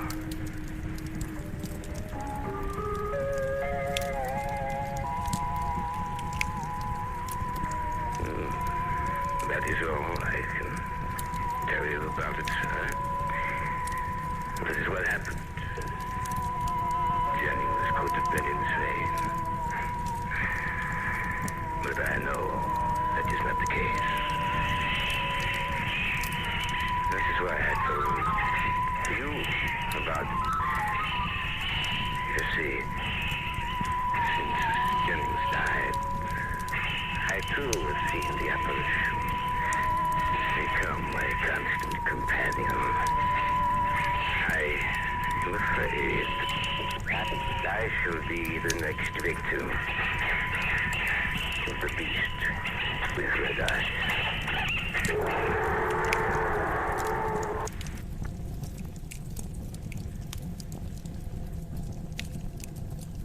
And now, the Hall of Fantasy. Welcome to the Hall of Fantasy. Welcome to the series of radio dramas dedicated to the supernatural, the unusual, and the unknown. Come with me, my friends. We shall descend to the world of the unknown and forbidden, down to the depths where the veil of time is lifted, and the supernatural reigns as king. Come with me and listen to the tale of Stone's Revenge. He let him stay out there in the freezing cold, pounding on the door and yelling, "Let me in!" Monroe's daughter tried to let him in, but the old man wouldn't let her. So Jeff stayed there in the freezing cold, and the girl heard him say, "I'll make you pay for this, Monroe. For as long as Monroe lives, I'll make you pay." And that's the end of the story? Yeah, not by a long shot, young fella. Ever since that time, people have died who stayed in that cabin. People up here say they've heard him pound on the door and yell, "Now let me in!" And when they do let him in, they die. Real strange like. They die. The Hall of Fantasy will present Stone's Revenge in just a moment. And now for our story, an original tale of fantasy entitled Stone's Revenge.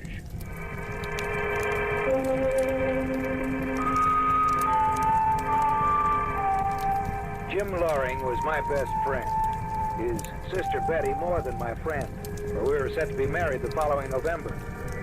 We'd all been working pretty hard, and we figured we needed a rest, so we took a 2 weeks vacation and headed up north. Before we left the city, Jim rented a cabin from a real estate broker about 400 miles north of here. We left about 3 in the morning and drove steadily. Hey, what time is it? 11:30. Oh, we've made good time. Yeah, that's right. According to the last marker we saw, we ought to be pulling into Wood Lake in a few minutes. How far is the cabin from town, Jim? Well, Gehring, the real estate man, said it was about 6 miles out of town. You're, sure he said there were fish in that lake? Some of the best fishing in the state. That's what he said. That's what they all say. We'll have to stop in town and pick up plenty of food. That's right. Enough to hold us for a few days anyway. Oh, look, up ahead. I think we're coming to it. Oh, we are. It says, you see, Wood Lake, population 709. Hey, big town. You better slow down. You know these small towns. Yeah. The broker in the city said I could get the key to the cabin from the sheriff. It seems he also owns a store here, Sheldon's General Store. Well, if that's the case, we might as well pick up our food there. Yeah, might as well. Hey, look, there it is. Huh? Oh, yeah, I see it. Oh, open that door in a hurry. I just hope my muscles haven't frozen in this position. Oh, that feels great. Oh, boy. Beautiful day, isn't it? Weather report said we're in for a storm tonight, though. Oh? Well, maybe it'll blow over by tomorrow. Oh, it's nice and cool in here. Yeah. Anything would be cool after driving in that hot sun. It doesn't seem to be. Oh, yes, there is, leaning back in that chair with the paper over his face. Look. He's sound asleep. Pretty alert fellow, isn't he? Yeah. I heard that, young fella. I was only joking. Don't you worry none, son. I can take a joke as well as the next one. You'd be wanting something, maybe? Yes, we rented a cabin up here, and we need some food. And you come to the right place. Yes, sir. Now, what can I do you for? You'd better take charge here, Betty. All right. Well, let's see. We'll need some eggs. About 2 dozen. Coming right up. Yeah. You come in fresh this morning? Where are you staying? Oh, the old Monroe place. A real estate man in the city said we could pick up the key from you. Yep, I got the key, all right. Yeah, what else, ma'am? Let's see. Some bacon, a pound of coffee, pancake flour. Cake flour. Potatoes, oranges, some cream, sandwich. Wait a minute. Hold on, ma'am. I got what you said, but don't say no more, because if you do, I'll forget everything. So, you're staying at the old Monroe place, huh? That's right. Let's see now. Coffee, flour, got a 5-pound sack of potatoes here. Oh, that'll be fine. Go over there and help yourself to some oranges, ma'am, and anything else you see. Just pick it up and set it on the counter here. All right. I guess that will be the easiest way. Yeah. So you're staying at the old Monroe place, huh? You said that once before. Yeah, I know I did. I just wanted to be sure I was hearing right. Well, your hearing's all right, Sheriff. By the way, may we have the key? Sure enough. It's right here under the counter, you know. Yeah, long time since that cabin's been rented. Oh? How come? People just don't like to go up there. Oh, why not? Anything wrong with it? Not exactly. Still the best cabin around these parts. Got a nice refrigerator. Indoor plumbing. Real nice place. But you oughtn't to go up there. Why? Because of old Jeff Stone. People around here say they seen him up there. Oh, he won't bother us. Don't you count on that, young feller. Look, if he comes around the cabin, we'll ask him to leave. Only leaving, that'll be done. It'll be done by you. Well, why? Is he dangerous? Yeah, he's dangerous. And he's dead, too. What do you mean? Just what I said. Well, you can't expect us to believe I don't expect you to believe nothing. I'm just telling you what I know for a fact. The real estate man didn't say anything about... He's only interested in renting it. Now, you listen to what I gotta say. So I don't think... Let him talk, Jeff. Thank you. I'll tell you about what happened up there. About 15 years ago it was. Old man Monroe hated Jeff Stone. Used to make life miserable for Jeff. And Jeff used to come in here and say that he was going to get even someday. And the hatred inside him would come out on the surface. And it even made me afraid. It was the winter time when it happened. Old man Monroe was in his cabin and there was a big storm outside. One of the worst we ever had up here. His daughter was with him. She was the one who told me what happened. Jeff got himself caught outside in that storm. He knew the only place he could reach was old man Monroe's cabin. So he fought his way through the blizzard, and he got to the cabin half froze. Yeah, he pounded on the door. Let me in! Let me in! Old Monroe knew it was Jeff outside. He wouldn't open that door. He let him stay out there in the freezing cold, pounding on the door and yelling, "Let me in! Let me in!" Well, Monroe's daughter tried to let him in, but the old man wouldn't let her. So Jeff stayed out there and froze to death. But just before he stopped yelling, the girl heard him say, "I'll make you pay for this, Monroe. For as long as Monroe lives, I'll make you pay." Yes, sirree. In the morning, when the storm was over, they went outside and found him frozen to death. And that's the end of the story? Yeah, not by a long shot, young fella. Ever since that time, people have died who stayed in that cabin. First Monroe's daughter, then him, and then others. Anybody who went up there. People up here say they've heard him pounding on the door and yelling, "Let me in, let me in." And when the folks in the cabin let him in, they die. Real strange like. They die. We'll return to the Hall of Fantasy in the tale of Stone's Revenge in just a moment. Back now to the Hall of Fantasy in the tale of Stone's Revenge.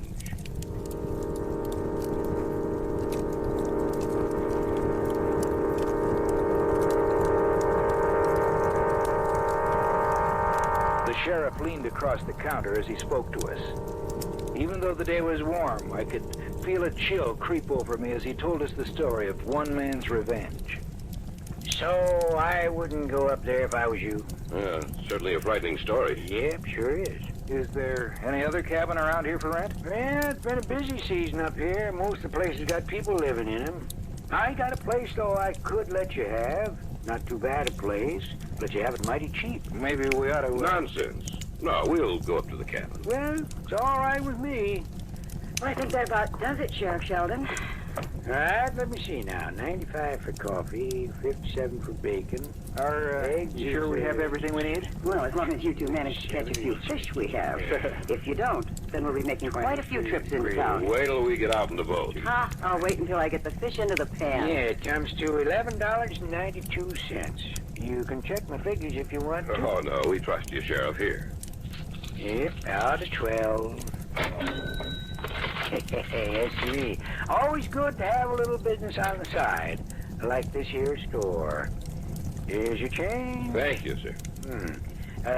Look, you're sure you don't want to go to my cabin, huh? Well, we're sure. Well, I warned you. You're walking in with your eyes open. I hope you walk out that way. That is, alive.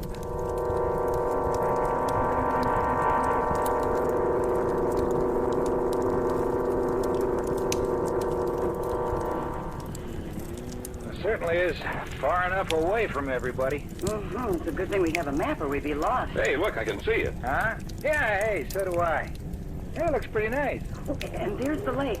Oh, it's beautiful. Hey, can I pick him or can I pick him? This lake is so hard to get to that I bet it hasn't been fished much. I can hardly wait to get out there. They ought to be hitting pretty well this afternoon, huh? We'll get the boat off the trailer and whip that lake to a froth.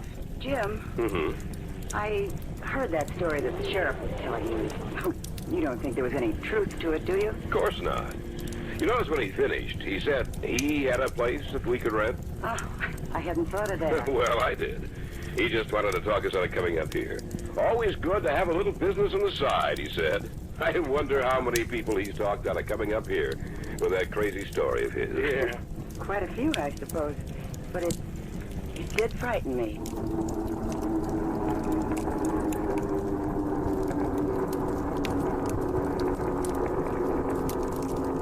We found the cabin to be in excellent condition. We moved our things in, had a bite to eat, then Jim and I unloaded the boat and went fishing, while Betty took a sunbath on the beach in front of the cabin. The big ones weren't hitting, but the panfish were. And when we came in, we had a stringer full of bluegills, crappies, and perch. Betty fixed dinner, and we had all the fish we could eat. The rest of the evening, we took it easy, listening to the radio we'd brought with us or reading. The weather report was right that day.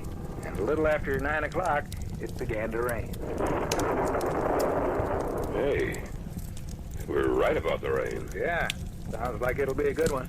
I hope we don't have rain the whole time we're up here. That would be just our luck. Hey, who turned off the radio? I did. Nobody seemed to be listening to it. Well, put it on, will you? Oh. I want to catch the rest of the news before I turn in. If we're going to get up early tomorrow, we'd better think about turning in. Yeah, we'll hear the news and then call it a day. Okay. And that's the news of the world and the national scene. As for the local news, there's... Ladies and gentlemen, a bulletin has just been handed to me. Lawrence Graham, an inmate of the State Institution for the Criminally Insane, escaped from the grounds a little more than 2 hours ago. So far, he has not been apprehended. His description follows. 6 feet tall, gray hair and brown eyes, last seen wearing gray shirt and pants. This man is dangerous. If you see him, on no account try to apprehend him, but get in touch with the local police of your area immediately. I repeat, this man is dangerous. Be very careful. Turn it off, Betty. The state hospital is for the criminally insane. That's pretty close to us. I think it's about 5 or 6 miles away. Oh, they'll catch you. Don't worry about it. He won't get away. I hope so. Well, I think I'm going to turn in. Listen. What's the matter? I heard something. So did I. A crash of thunder. No, something else. I thought I heard a voice. Oh, nonsense. Maybe you're right. Maybe. There it is again. I heard it too. Yeah, so did I. We'd better take a look outside. Yeah, all right. No, don't go outside. We'll just stand in the doorway and see if there's anything out there. Huh? Do you see anything? No. Nothing. Then come back inside. Yeah, all right. Maybe it was someone lost in the storm. Or maybe it was the man who escaped. Or Jeff Stone. Someone is out there. Yes, there is something out there. We'd better go see what it is. All right, I'll... Let them in! He's outside the door. Let them in! Come on, let's see who it is. Okay. Let me in. I'm glad I found you here. What's the matter with him? I found him lying on the ground about half a mile from here. I've been carrying him ever since. Here, let me help you. Put him down over here. That does it. What's wrong with him? I don't know. He doesn't seem to... What's the matter with him? He's dead. You are listening to the tale of Stone's revenge on this week's journey down the corridors of the Hall of Fantasy. We'll return to our story in just a moment. And now back to our story, entitled Stone's Revenge.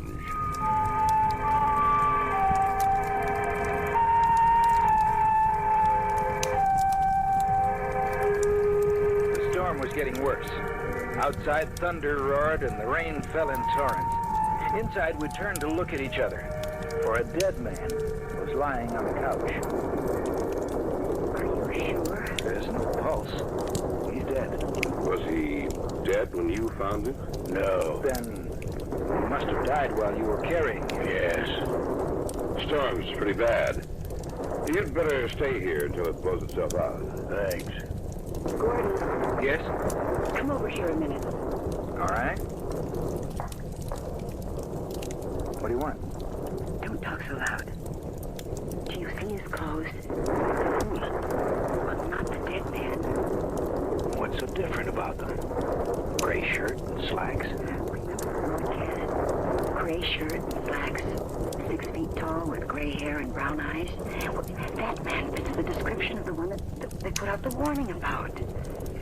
What do you think we should do? I don't know. The announcer said he was dangerous. But it might not be him. What if it is? Hey, what are you two talking about? We were wondering if you'd like something to eat, sir. No. You live around here? At one time. You know who he is? I remember the face very well, but the name escapes me. What's your name? I'd rather not say. Well, Why don't you drive into town and get some cigarettes, Gordon? but we... Yes, we're almost out. I'll go right away. But I don't We don't have enough, Jim. Oh, all right, if you say so. You ought to wear a raincoat. No, I'll be right back. I'll get back as soon as I can with the cigarettes. Hurry, Gordon.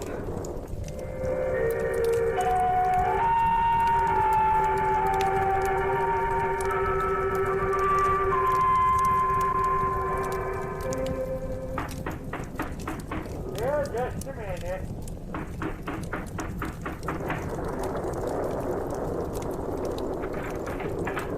Well, young fella, it's you. Come on in. Is anything wrong? Plenty. Did you hear the broadcast about the escaped killer? Yep. Well, there's a man at our cabin who fits that description. You sure? Yeah. He came to the cabin and he was carrying a dead man. What'd the dead man look like? Well, blonde, nice-looking fellow. He's dead, huh? Yeah. And we think the other man killed him. The lunatic? Yes. He couldn't have. Why? Because he was captured a few minutes after that broadcast. You must have turned your radio off right after the bullet. Oh, yes, we did. But, Sheriff, then, who were the men in our cabin? The men in your cabin? I'll tell you who they are. The young one was Tom Monroe. He was going up to see you. Tom Monroe? Yes. Why? To tell you that it just wasn't a wild story I told you. To tell you to get out of that cabin before it was too late. Then the other man is... Jeff Stone. I told Tom not to go, but he wouldn't listen to me. He said he didn't want any more people to die up there. And so, he died himself. Sheriff, Jim and Betty are still up there. With Jeff Stone? Yes. Well, we're going to have to move awful fast to save him. Come on.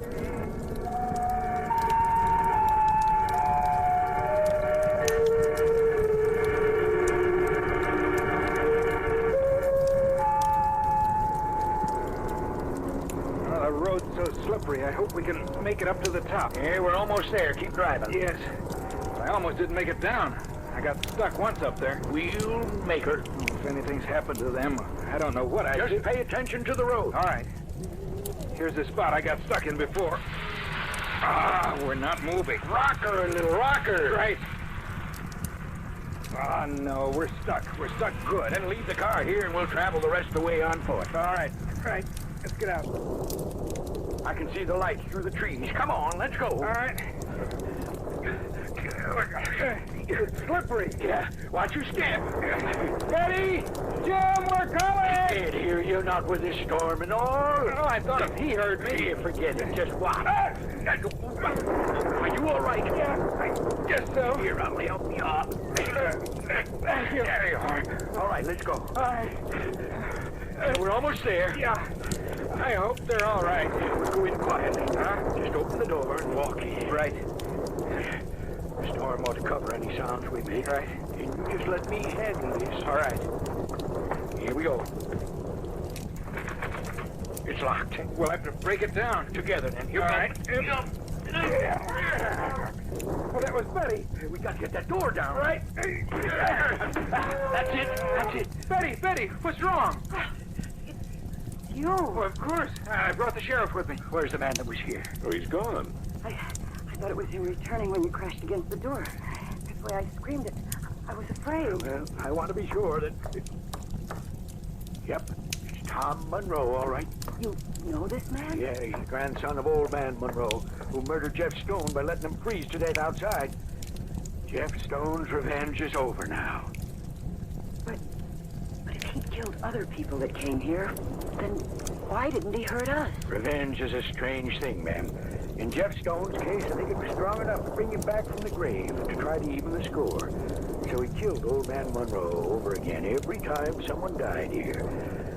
And when he killed young Tom here, then his feeling for revenge left him. Why? Tom was the last of the Monroes, Mr. Blake. Jeff Stone's revenge is complete now. Yes, sir, it's complete now. And he can rest quiet in his grave.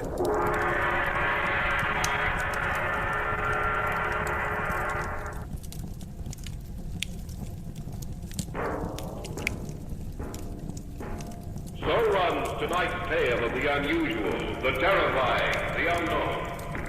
Join us again when next we journey down the corridors of the Hall of Fantasy to hear another strange tale of the supernatural.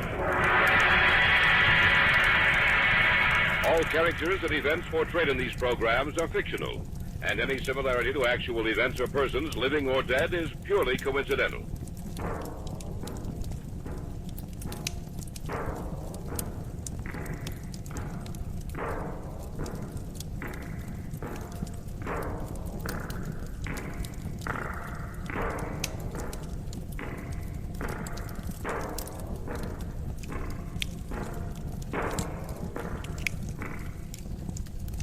And now, the Hall of Fantasy. Welcome to the Hall of Fantasy. Welcome to the series of radio dramas dedicated to the supernatural, the unusual, and the unknown. Come with me, my friends. We shall descend to the world of the unknown and forbidden, down to the depths where the veil of time is lifted, and the supernatural reigns as king. Come with me and listen to the tale of the Marquise of Death. Are you coming, Davy? Yes, Andre. Where are you? Right along the riverbank. Oh, yes, I see you. Where is he? Over here. Everett. Don't worry, he is alive. What happened to him? I will show you. Let me light a match. Take a look at his throat, monsieur. 3 little red marks. That is correct, mon ami. The mark of the vampire bat.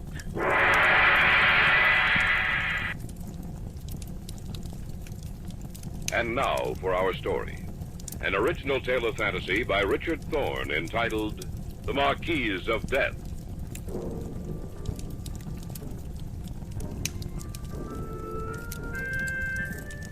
My brother went with me to Millau in the southern part of France. But while I wrote my novel, he was to rest. The doctors in the States had told him to take a complete 6-month rest.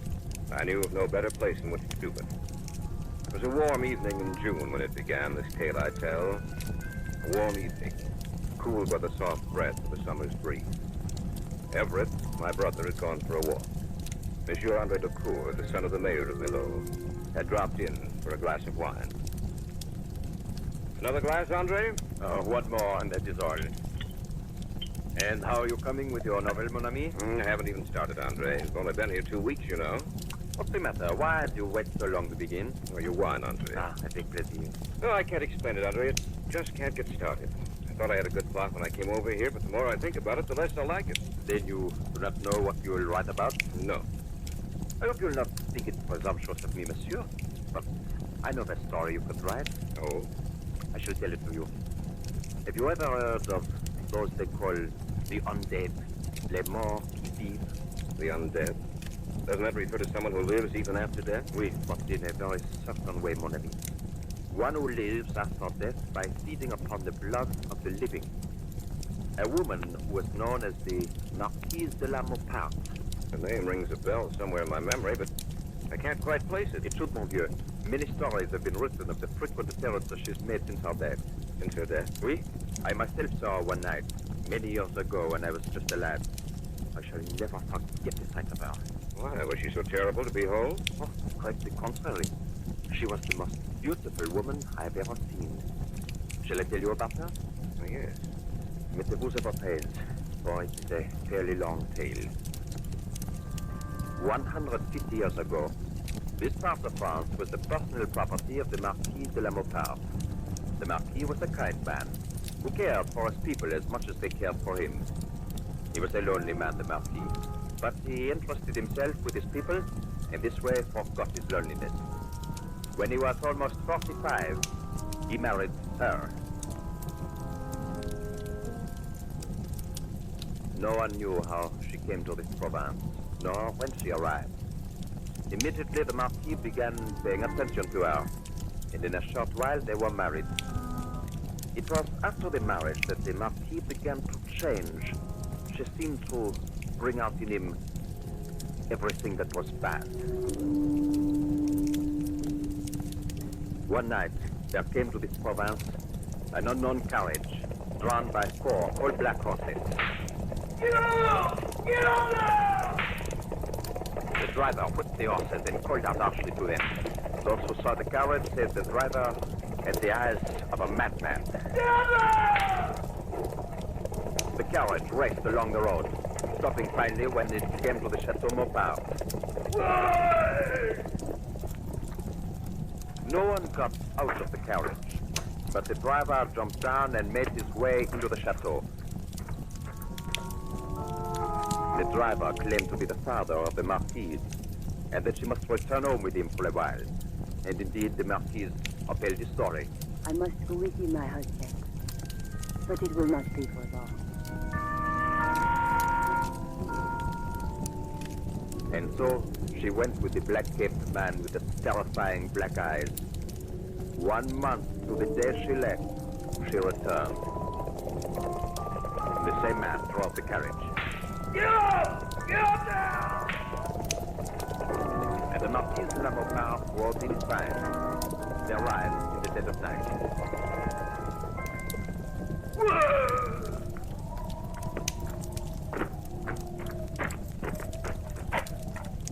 We are here, my daughter. As I see. You have what I have promised you.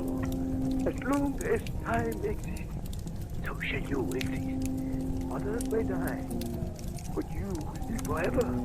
Remember that at night, when the sky is dark and the moon is high in the heavens, then you shall walk the earth while others sleep. Then you may strike them down.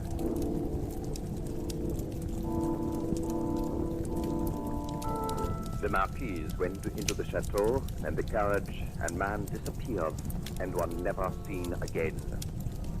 It was after her return that the Marquise developed an aversion to sunlight. By day she would sleep, and when the sun had set, she would wake and live while others slept.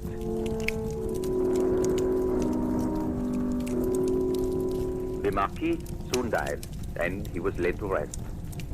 And one by one, the servants died. And those that were left ran away, saying that she had caused their deaths. And they said that the mark on her neck she had once she returned to the Chateau Maupark had been caused by a vampire, and that she too had become one of the dead who live, les morts qui vivent. Is that all of the story? No, mais non, mon ami. It captures your interest, I see. Yes, go on. The Marquise disappeared shortly after that, but occasionally the villagers would see her, and some lived to tell about it. What do you mean? Many they found dead. Those who were brave enough to go abroad at night, dead with the triple puncture of the vampire bat on their throats. You don't actually believe that, do you? Oui, I do. But Andre, you don't expect I me tell to... you, I saw her, mon ami. When I was younger, I didn't believe the tale. Another lad and I had gone over to the chateau to play around the ruins. It became quite late, and the sun set in the west. Suddenly she was there, in back of me, standing there in a black gown, with her raven tresses falling down over her shoulders, her skin the color of pale ivory, and her eyes looking through me, holding me in a trance by their power. Oh no, I shall never forget her, mon ami. She must be beautiful, the way you describe her. Well, cannot do justice to her. By the way, where's your brother? Oh, he said he was going for a walk along the river. Which way, north or south? I don't know. Why? Because the ruins of the Chateau Maupark stand north of Milo on the river. No one ever walks there alone at night. Really expect me to believe that story? I would if I were you, monsieur. The Marquise walks along the bank of the town river at night. If your brother is walking north toward the chateau, he is apt to meet her. And that meeting, monsieur, could very well result in his death.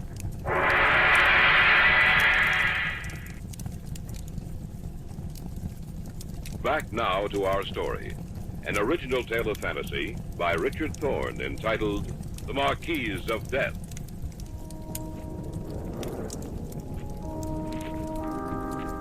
We sat there in the gathering darkness. Andre Lecour had just told me a story I found difficult to believe. Yet he sat there sipping his wine. And the look in his face told me that he believed it.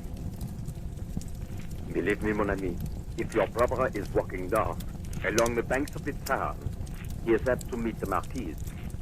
And that meeting could very well result in his death. You really do believe the story, don't you? But of course I do.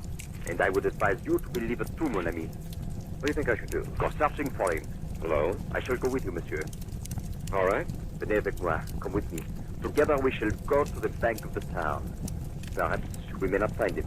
But if we do, he will be a victim of les morts qui vivent, of the dead who live.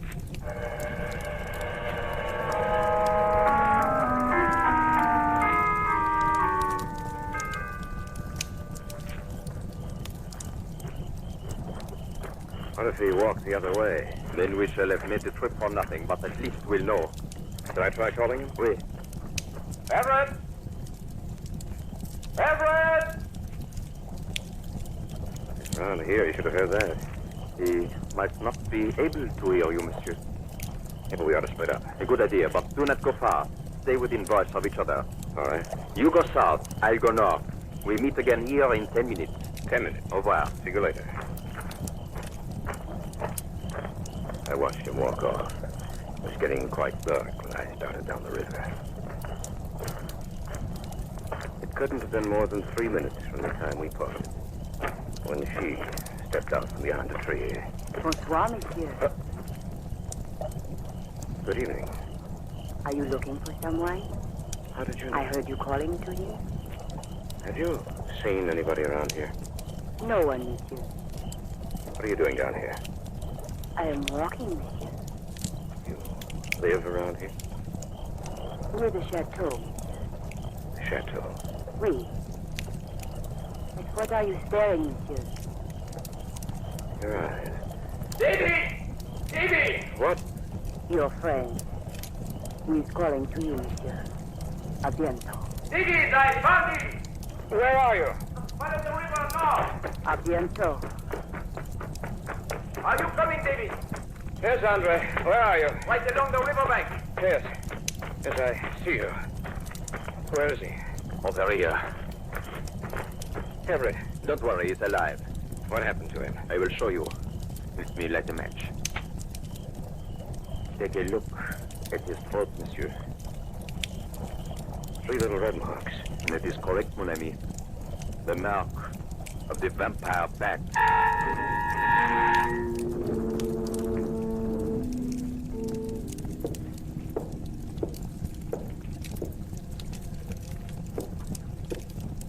We shall know how your brother is in a few minutes, mon ami. Stop wearing holes in your carpet. I saw someone out there, Andre. Out where? By the river. Oh? Who was it? A woman. A woman? Yes. What did she look like? I don't know. It was pretty dark. She stayed by. She's bringing Ev back here. Did she talk to you? Yes. What did she say? Well, she said she was out walking, that she lived near the chateau. You know, her eyes, they were the only things I could really see clearly. They seemed to burn and shine in the darkness. I felt like I was being hypnotized, and then you called me. That snapped me out of it. Then you have met the Marquise of Death, mon ami. And had I not called you when I did, you would not be alive to tell about it. Did she say anything else? Yes. She said, Ambience 2 or 3 times. You know what that means, do you not? Something like, I'll see you again soon, isn't that it? Oui, and she means that, monsieur. She will see you again. Oh, the doctor's coming. Yes. Perhaps he can tell us how badly your brother has been hurt. How is he, doctor? He is at a narrow escape. You are his brother? Yes. He will need blood transfusions. He has lost a great deal of blood. Then, do you think we should take him to the hospital? We cannot do that, Monsieur Gaumont. Oh, why not? This is a very delicate matter. The people of Milo will not allow it. What do you mean, Dr. Moreau? You tell him, Andre. Oui, doctor. What he means, David, is that she will follow your brother wherever he goes. The doctor cannot take the risk of bringing him to the hospital. The danger to the other patients would be too great. You can't just... I shall bring it back here, Monsieur Gaumont. All right. He was walking down by the river, was he not? Oui, Monsieur Bormann and I went after him. We found him just in time. Those 3 marks on his throat. You know what they are, monsieur? The marks of the vampire bat. The mark of the Marquise of Death. Well, hasn't anything been done to stop her? Because we cannot find her, monsieur. Besides, the townspeople are afraid to go after her. They went out in sufficient numbers. They've tried that before, mon ami. When the sun shines, they've gone out and searched for our resting place, for she lies helpless during the reign of the sun. They've searched all day, and yet they've not found it. And those unlucky ones who stayed after dark, some of them went to join those she had claimed earlier. That's why they do not go out after her, mon ami. They are afraid, and with good reason. What do they do? There are protective measures, Monsieur Gaumont. Garlic, the cross, things which the dead who live fear. But it's getting late. I shall return as quickly as I can. What was that? It sounded like a window breaking. Came from upstairs. Come on. Could he regain consciousness? I doubt it. Then what broke the window? We'll see right now. Look out! What was it? The dead who live. The vampire bat. What's it doing here? Let me see. He's all right, isn't he? No, Monsieur Gaumont. He is not all right. He will not need the transfusion now. Your brother is dead.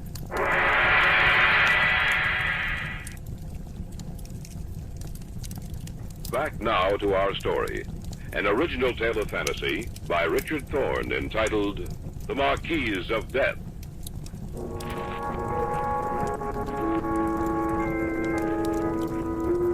The 3 of us, Andre Lecour, Dr. Moreau, and myself, stood there, staring out the broken window after the thing that had flown out. My brother lay in the bed, eyes open, seeing nothing. He will not need the transfusion now. Your brother is dead. What?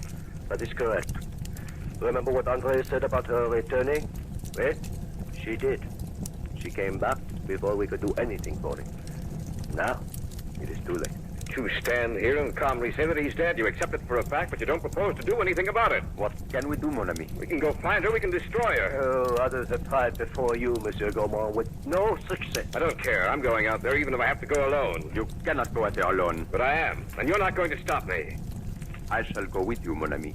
And I, monsieur, 'Monsieur, 'I shall go with you too. What about him? What about him? 'Cause he was a man. He will be all right, Monsieur Gaumont. There is nothing more she can do to him.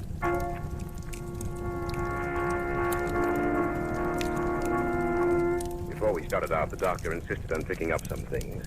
Eventually, we were ready, and we started out into the blackness of the night. You have everything? Yes. All right, let us go. Where shall we begin, Doctor? In the ruins of the chateau, Andre. Why did you bring all those things out from Moreau? The wooden stake, the crosses? If we find les morts qui vivent, the dead who live, we shall have need for the things we have brought. We must stay close together, close enough so that we can always talk to each other. No matter what happens, we must not become separated.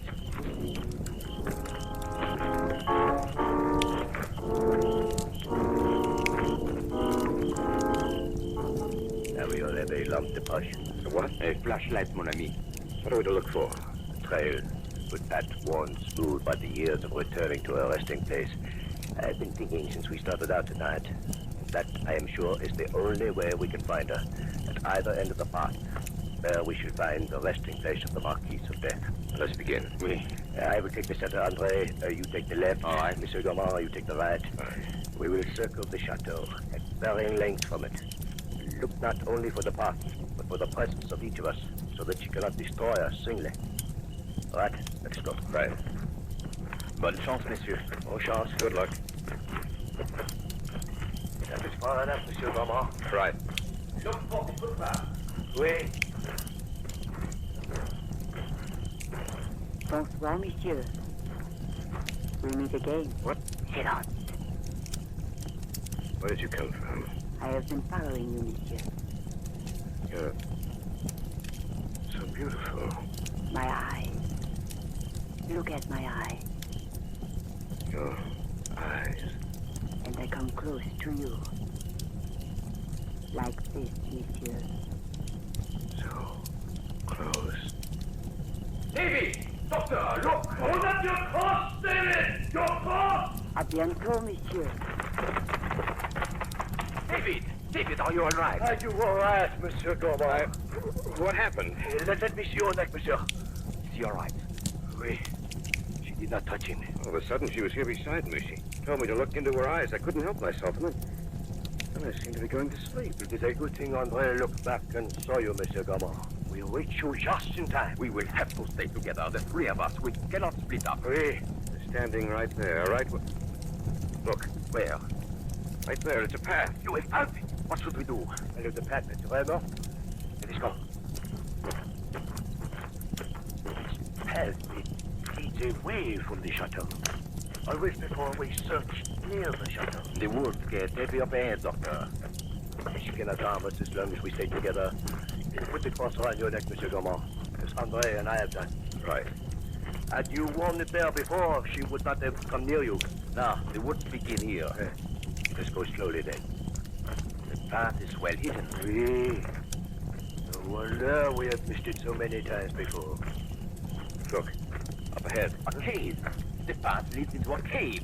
Then that must be her resting place. Let us go quickly. Be careful. She will be around here somewhere. Getting close to morning. The sky is lightening. Oh, the better for us, Mr. Gaumont. She will be powerless when the sun rises. This is the cave. Let us go inside. Shine your lamp to pass ahead of us. I see something up ahead. Looks like a coffin. It's a coffin, monsieur. Aye. She will be returning soon. The sun will rise in a short while. She must return here to sleep through the day. Back to the other side, into the shadows. Prenez garde. She comes. There's a bed up there. And suddenly it changed into a beautiful woman.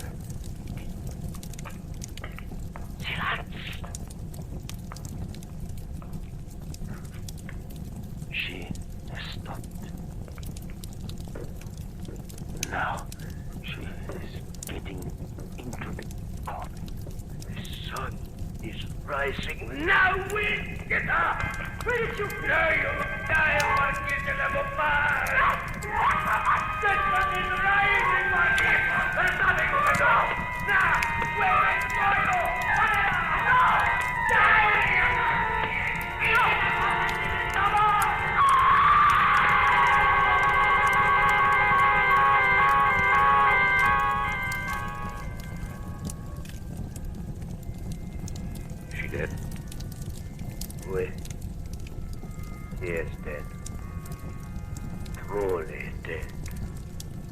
stake through her. Why did you kill her that way? That is the only way. The dead who live can be killed, mon ami. So perishes the Marquise de la Maupas. A terrible toll of death she has taken through the years is now ended. She has crossed the barrier from which there is no return. Below has been freed from the curse of the Marquise of Death.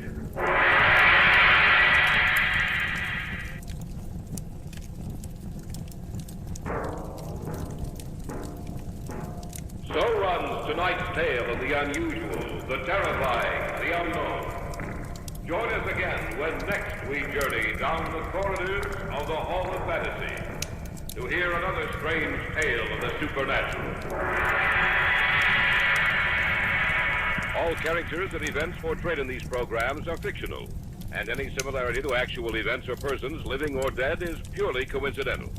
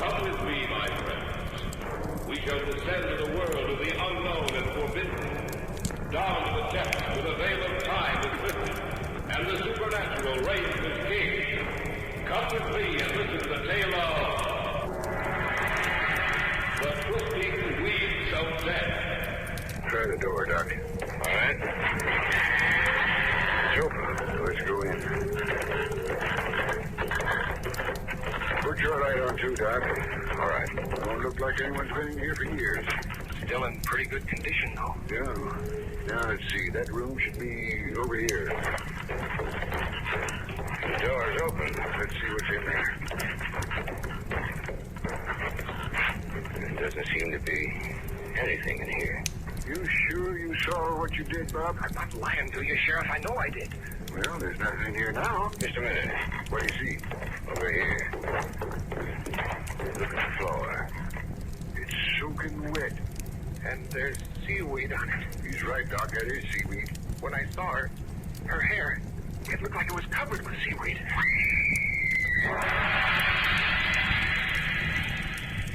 In just a moment, the Hall of Fantasy will present The Twisting Weeds of Death. And now for our story. An original tale of fantasy by Richard Thorne entitled The Twisting Weeds of Death.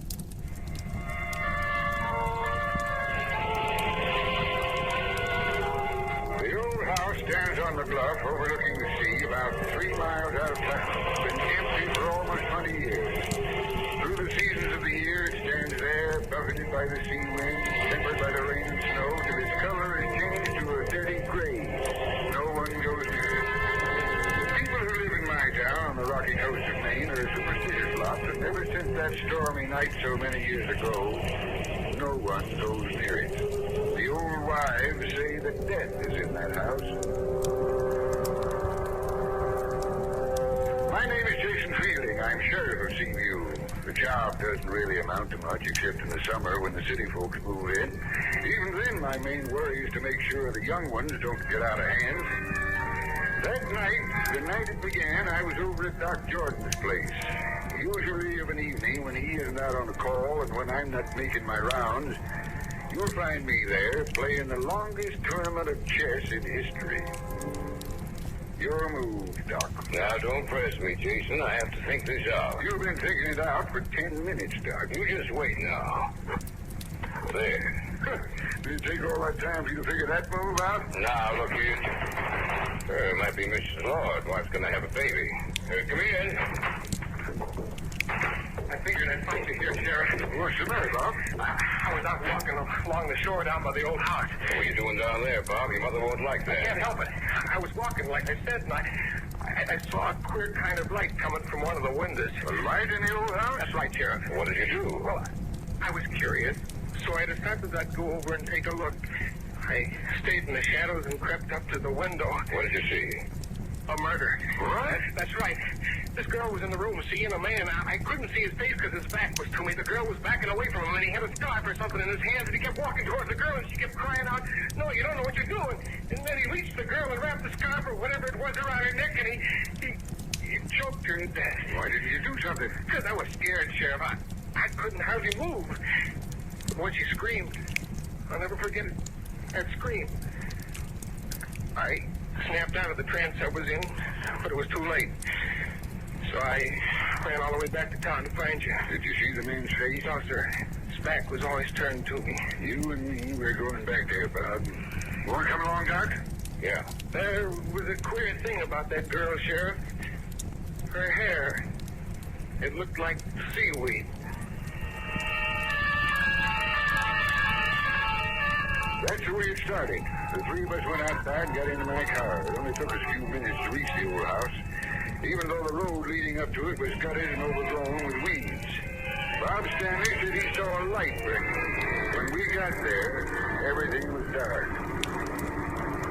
This is good enough, I guess. I thought you said there was a light burning in the house. There was. There's no reason for it to be burning now. Come on, let's go. Right. Good thing we brought along a couple of flashlights. Listen. What's the matter? Did you hear it? Hear what? I heard a scream. I didn't hear anything. I didn't either. I'm not kidding. I heard a scream. What window was the light coming from? That one. There. Well, let's go inside. We'll take a look at it. Sure it is. Used to be a beautiful house before. Before what? You weren't even born when that happened, Bob. Before what happened? Before the murder. You mean someone was actually killed out here a long time ago, just like tonight? That's right. Someone was killed a long time ago. Try the door, Doc. All right. It's open. Let's go in. Put your light on, too, Doc. All right. Don't look like anyone's been in here for years. Still in pretty good condition, though. Yeah. Now, let's see. That room should be over here. The door's open. Let's see what's in there. There doesn't seem to be anything in here. You sure you saw what you did, Bob? I'm not lying to you, Sheriff. I know I did. Well, there's nothing in here now. Just a minute. What do you see? Over here. Look at the floor. It's soaking wet. And there's seaweed on it. He's right, Doc. That is seaweed. When I saw her hair, it looked like it was covered with seaweed. Who was that? I don't know. It came from this room. It couldn't have. I tell you, that scream came from this room. Shine your light around, Doc. See, I told you. Couldn't have come from this room. I tell you, it did. The boy's right, Doc. It did come from this room. As far as I can see, there's no one else in here, just the three of us. If it didn't come from this room, where did it come from? And who screamed? That's what I'd like to know.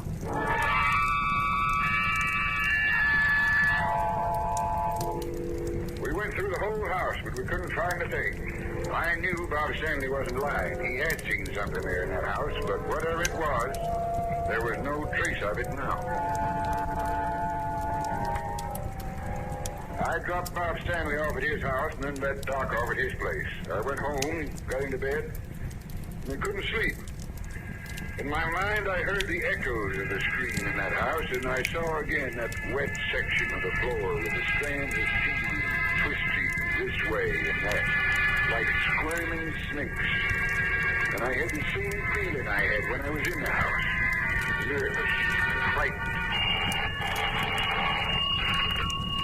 Sheriff? Speaking? This is Mrs. Stanley, Sheriff. Anything wrong, Mrs. City wrong, Sheriff. My boy's gone. Bob's gone. What? That's right. And up in this room, it's all wet, Sheriff. And there's seaweed all over the place.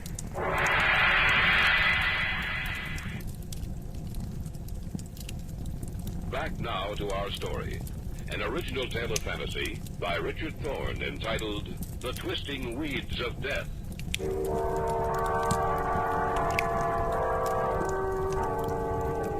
put the receiver down, I got dressed as quickly as I could. I went downstairs, got into my car, and drove the short distance from my house to the Stanleys. Come in, Sheriff. Come in. Have you called your relatives, Mrs. Stanley? He might be there. I've called everyone in every place I thought he might have gone. He wasn't at any of them. I'd like to see you. Just come with me.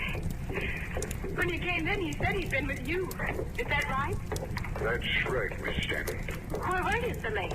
He wouldn't tell me anything about it. We were out at the old house outside of town. At the old house? Well, what were you doing there? Bob said he saw a murder being committed out there. A murder? Do you mean he was out there alone? Yes, he came into town and got me. Will you show me his room, please? Yes, of course. He's never done anything like this before. Such a nice boy. I know that, Mrs. Stanley. This is his room. Do you see what I mean, Sheriff? It's wet. The whole room, it's wet. And the seaweed. Look at the seaweed. I see it, Mrs. Stanley. Did you hear anything tonight? Hear anything? What do you mean? After you'd gone to bed, did you hear anything? No, Now, just a minute. I'm not sure, but I thought I heard a scream. A scream? That's right. I didn't hear it at all well. It was just there. I felt it more than I heard it. How did you discover that Bob was missing? I couldn't sleep. I came into his room to see if he was covered, but he was gone. Now, Mrs. Stanley, we'll get him back for you. Ever since his father died, he's been my whole life. I don't know what I'll do if anything happened to him. I'll do my best, Mrs. Stanley. Where is he, Sheriff? What happened to him? And why is his room like this?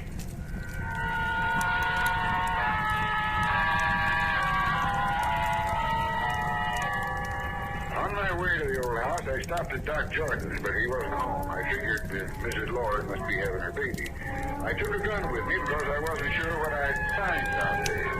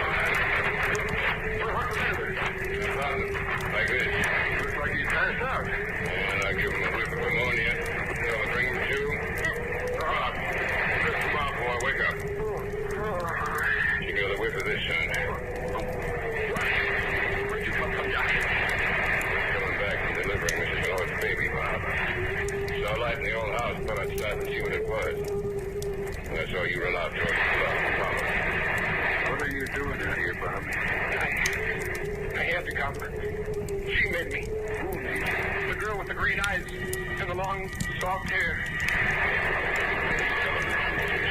As far as you know, yes. What's the matter? Do you think I'm crazy? She came to my house to get me tonight. Tell us. Well, I went to bed right after you dropped me off. I don't know how long I was asleep. But when I woke up, I can't explain. I thought there was someone or something there in the room with me. So when I looked down at the foot of the bed, there she was, standing there. She said she needed my help, and would I come with her? So I went with her. We walked out here to the old house together. She held my hand. The skin was soft. Everything wet. She was a beautiful girl. We went into the house, in the room we were in earlier tonight. Funny thing, there was a light on in there, but I didn't know where it came from. She was pointing to something. When a little terror came across her face and she screamed, "Run! Run for your life! He's coming!" And I ran. That's when you ran out of the house, down here near the edge of the bluff. That's right. I thought I saw someone chasing me. I was afraid. I was so afraid I passed out. It's a good thing I found. Yeah, yes it was. I want you to come back to town with me, Bob. I want to show you a picture. A picture of a girl who's been missing for 20 years.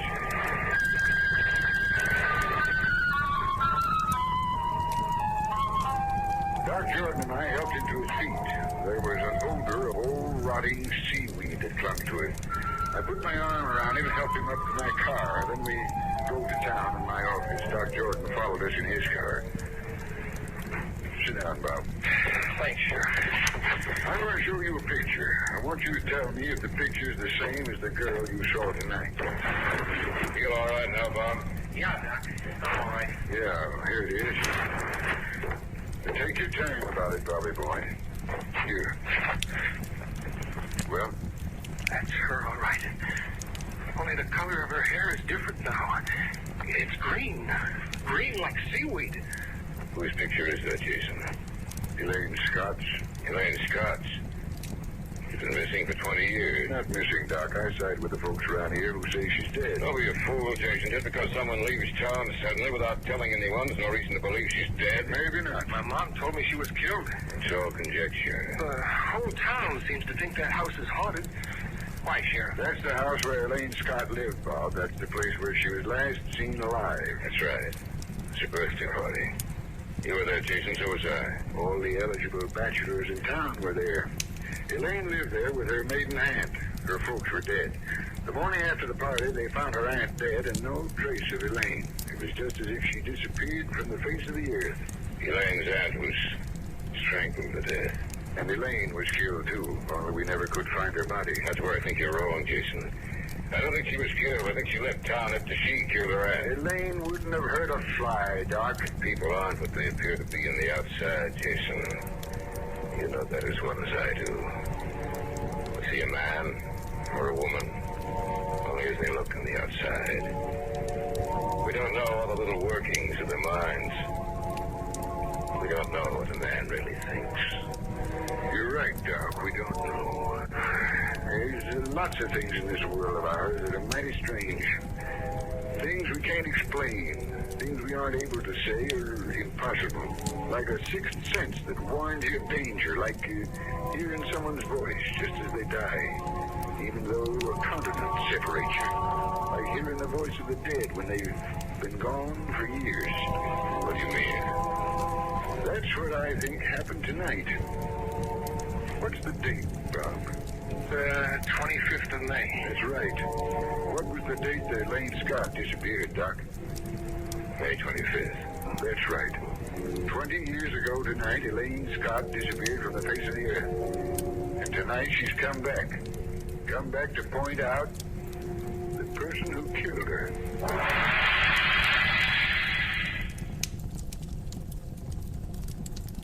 Back now to our story. An original tale of fantasy by Richard Thorne entitled The Twisting Weeds of Death. We sat in my office, the three of us, Doc Jordan, Bob Stanley, and myself. Something had happened that night. Something I couldn't explain or understand. For Elaine Scott, dead for 20 years, had reappeared 20 years to the night she disappeared. You don't mean to tell me, Jason, that you believe the dead can return? I believe a lot of things, Doc. People might laugh at me for saying it, but I do believe they can in one way or another. Well, what are we going to do? You said she led you into the house, Bob, but she pointed to something. Did she say anything then? No, Yes, she did. She said, this is where it happened, before we went downstairs. Before we went downstairs? You know what she was trying to tell you? She wants you to know where her body is. You sound like an ignorant fool, Jason. Maybe, maybe not. We'll see. We're going back out there, Bob. All right. You want to come along, Doc? Yes, I guess so. This time I'm going to take a gun along. What for? Handy things to have around, a gun. That's a ghost, Bob. So a gun won't do you any good, Jason. I got my reasons. Come on, let's go.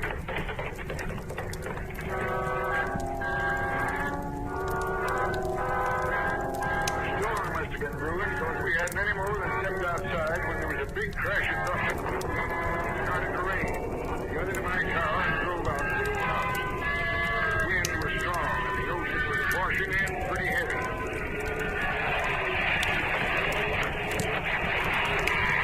Give me a flashlight, John. There's nothing to be afraid of, Doc. I don't know about that. He said before we went downstairs, is that right? Yes, sir. Let's go downstairs. All right. Someone's in this house. It came from that room. The same room. Do you want to go in there, Sheriff? No, we won't find anything in there now. We'll go downstairs. Here's the door that leads to the cellar. All right, open it. Why don't we go back to town and wait till morning? We're here now. We might as well go through with it. What do you expect to find down there, Jason? I don't know. Let's go. Watch your step. No one's been down here in 20 years. Stairs might be a little rickety. You see anything, Bob? No. The place is heavy with dust. Cobwebs. When a house gets a reputation like this one has, it's bound to be like that. No one lives in it except spiders. See houses like this anymore? They've all got cement on the basement floor, not earth like this one is. Doesn't seem to be anything down here, Sheriff. I think there is. I don't see anything. You can't see what we're looking for. Not now, anyway. What are you looking for, Jason? Elaine Scott's body. Elaine's body? That's right. We didn't think to look down here the day we found her aunt dead. We searched the house, of course. I even came down here and looked around, but I didn't think to check the well. What well? It's behind that door. Let's take a look. What's the well doing down here? They had to have water. This house isn't connected to the water system in town. Old Mr. Scott was a pretty smart fellow. He didn't relish the idea of going out in the winter snow to draw water, so he dug the well first and then built his house over it. All right, try the door. It's locked. You'll have to break it in then. You help me, Bob. Right. Together now. Be careful now. Shine your light around. Yeah. There's the well, all right. What do you expect to find? You'll see. Be careful when you lean over the top part of the well wall. Those bricks might be loose. All right, shine your lights down. The shaft is cracked in a lot of places, and it's all overgrown with weeds. Yeah. But I can make out something down there. Beneath those weeds, something. White. It looks like bones. That's what they are, all right. Bones. Elaine Scott's bones. Watch out. We better get back to those bricks. You were right after all, Jason. I guess it was. What are you going to do now? Well, that depends. On what? What happened that night, Doc? What night? The night you killed Elaine and her aunt. You're crazy, I don't think so. Comes back to me now, all of it. You stayed behind after the rest of us left. What happened?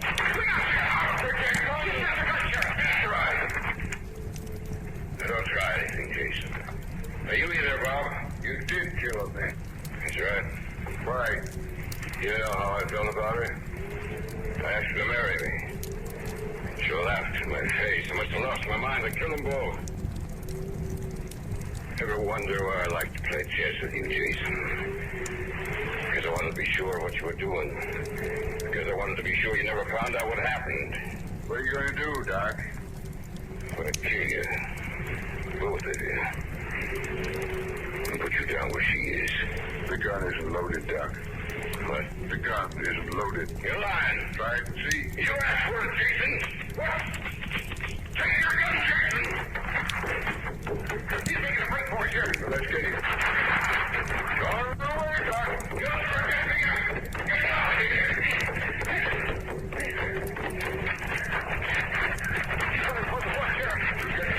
What's he gonna do? I don't know. He can't get away running in that direction. He doesn't watch out. Watch where you're going, Doc.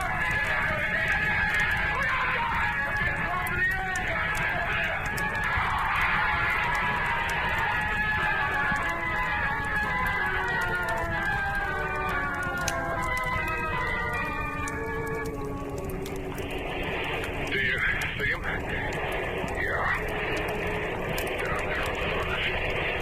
Is he still alive? After that fall? No.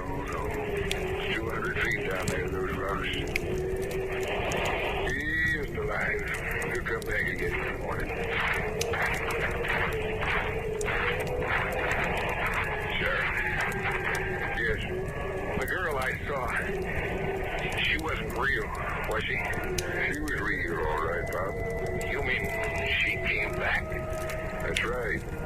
She came back. lot of things.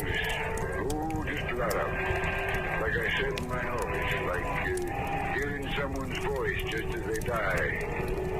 Or like seeing them, as you did, after they've been gone for years. Those things can't ever be explained. Elaine Scott came back tonight, 20 years to the day she was murdered, to right a wrong. Now, she can rest content.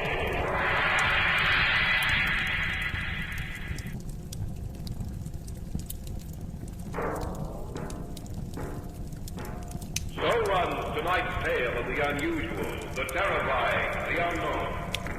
Join us again when next we journey down the corridors of the Hall of Fantasy to hear another strange tale of the supernatural.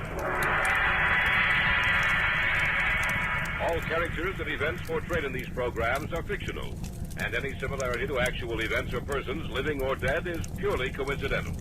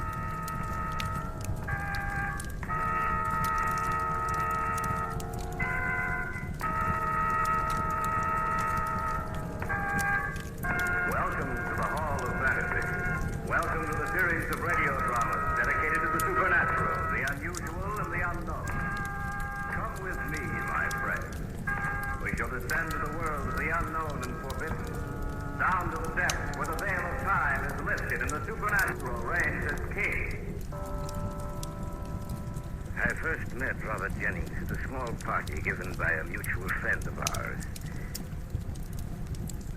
Dr. Cecilius, here's a gentleman who'd like to meet you. I'm honored. The honor is mine, Dr. Cecilius. Thank you, Mary. Well, you two chat together for a while. I'll get back to my other guests. Elizabeth, dear. I'm very interested in some writing of yours, Dr. Cecilius, especially in the term metaphysical medicine. I read them a few years ago. I hope they didn't bore you. Quite the contrary. Just a few days ago, I thought of the subject again, and I searched everywhere for my copy of the book, but I couldn't find it. I understand that it's out of print. Yes, quite true, Mr. Jennings. I'm interested in the cause of a certain phenomenon that I have witnessed. I thought perhaps your book might help me. If you still care to possess a copy, I should be glad to provide you with one. As any author, I still have 2 or 3 around. Thank heaven you're able to help me. I'd almost given up hope. Hope of what, Mr. Jennings? Perhaps in a while I may be able to tell you, but not until then. Dr. Hessies, it's a tale so strange and unusual that you'll say it's fantastic, but believe me, it's the truth.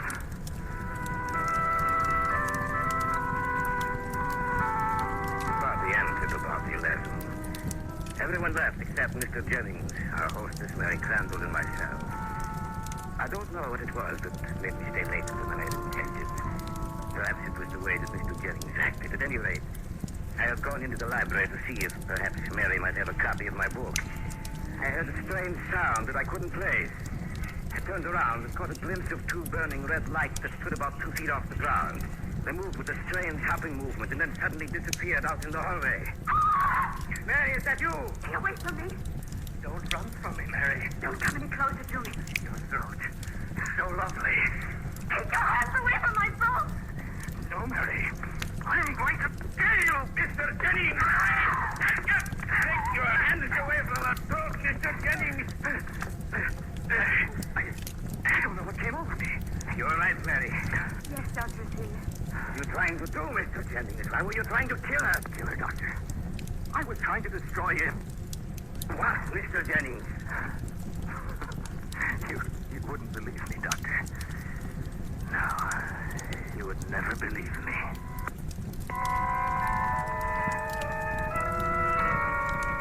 Mary and I watched him as he left the house.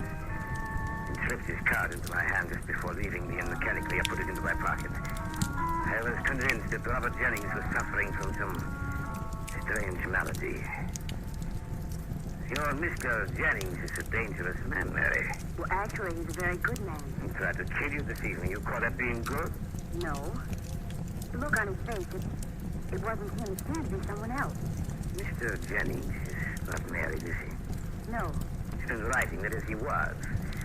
But for 2 or 3 years, perhaps he has not gone on with his work. The book was upon some rather unusual subject, perhaps.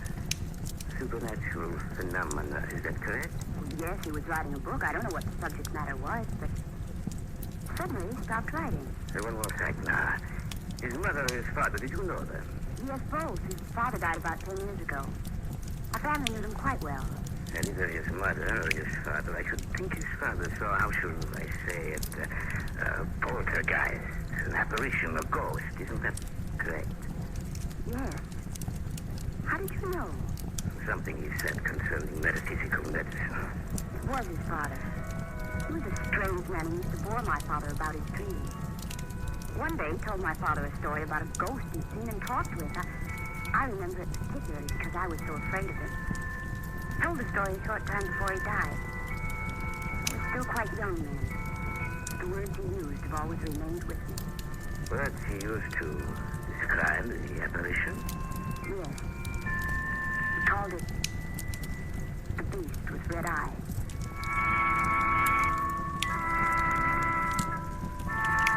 The following day, I went to call on Mr. Jennings, carrying with me the little book he had asked for. Yes? What can I do for you? I should like to see Mr. Jennings. I'm sorry, sir. He's engaged with another gentleman just now. I see. Will you tell him that Dr. Hesselius called? Oh, just a moment, sir. Mr. Jennings left word that if you called, you should be shown in. He wants very much to see you. If you just come with me. Thank you. If you just wait here in his study, sir, I'll let him know you're here.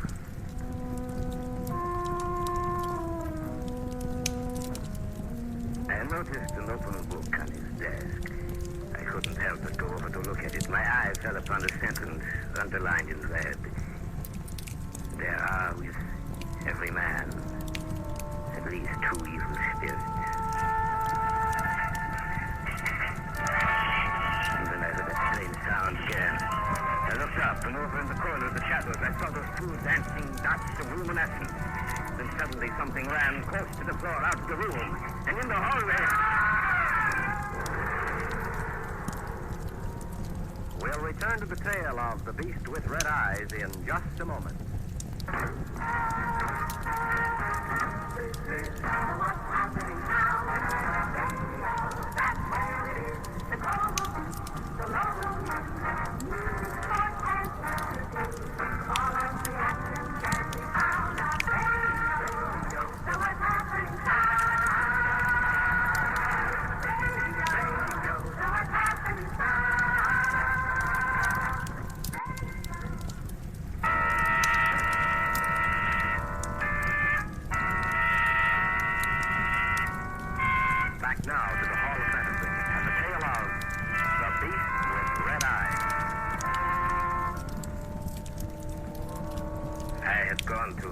Jennings' house. The servant had shown me into the study. For a moment, I had imagined I'd seen something over in the corner of the room. Then it had run along the floor and out into the hallway. It was then that Jennings screamed. Mr. Jennings, what is the matter? What happened, sir? I saw it. I saw it again. What did you see, Mr. Jennings? You may go now, Stanley. Yes, sir. Come, Dr. Hesselius. We'll go back to the study. I asked you what it was you saw, Mr. Jennings. Don't worry, Dr. Hesselius. I'll tell you before very long. I brought my book. It's there on your desk. Thank you, Doctor. By any chance, did you read part of the book I left open on the desk? I happened to glance at it, yes. I see. And what did you think? I had no time to think, I just thought I saw something in here. Saw something? What? I'm really not too sure. I looked over at the corner of the room over there, and I saw 2 luminescent red spots. It's sort of dark in here, you know, and I saw, or imagined I saw some little animal scurrying along the floor out to the hallway. And then you screamed. And you have had your first glimpse of it. What, Mr. Jennings? The beast with red eyes. The beast with red eyes? Yes. Spawn of the devil. Are you the only one who's seen this apparition, Mr. Jennings? No. No, my father saw it too. How did your father die? I don't know, Doctor. I was downstairs when it happened. I heard him scream, and when I got upstairs, he was dead. I see. And his eyes. I shall never forget his eyes that night. They were like the eyes of the animal I see. Like a burning red fire. Tell me about it, Mr. Jennings. Tell me everything. Well, it's a rather long narrative, Doctor. Please be seated. Thank you. About 4 years ago, I began a book for which I had done research for many years. It was upon the supernatural phenomena inculcated into the beliefs of the ancients. Yes, wide and very interesting field. Yes, but not good for the mind. I wrote a great deal, seeming always to write better late at night. I was always thinking about the subject. I used to sit up very late, and it became a habit with me to sip my tea, green tea, every now and then as the work progressed. One day, I met a man who had some rare old books, German editions in medieval Latin. I asked him if I might be allowed to read them. I certainly had, Jenny. You could have the full use of the Bible. But be careful of them, for there is a touch of death about them. One night, I had stayed at his house very late. And when I went out into the street, I found that I could find no cab. So I took the omnibus, which used to drive past this house. Save for the driver, I was the only passenger. It was quite late and quite dark. I leaned back in my seat, thinking about what I had read. The interior of the omnibus was very shadowy. At the end, next to the horses, I seemed to see two small circular reflections of a reddish light. They were about 2 inches apart. I didn't know what they were. In another minute, it became rather frightening, for those two luminous points with a sudden jerk descended near the floor. Then they rose to the level of the seat on which I was sitting. Then suddenly, they disappeared. My curiosity was aroused, and I moved forward, keeping my eyes upon those two red lights which had now reappeared. The coachman, seeing that I was acting strangely, asked me, "Anything wrong, sir?" No, nothing at all. Get out! Get out there! I began now to perceive something black. And I soon saw the outline of a small monkey, pushing its face forward in mimicry to meet mine. The red lights were its eyes, and I saw its teeth grinning at me. I poked my cane at it. I swear that I'm telling you the truth. My cane went up to it and through it. As I looked, it made a little skip back into a corner. I was afraid, terribly afraid. Are you sure there ain't nothing wrong, sir? Driver, I want to get off here. But this ain't where you... I don't care. I want to get off now. All right, sir. There. What be the matter? Nothing. Just leave me alone. I got out and the driver stared at me for a moment and then... You look like you've seen a ghost, sir. Come on, get out there!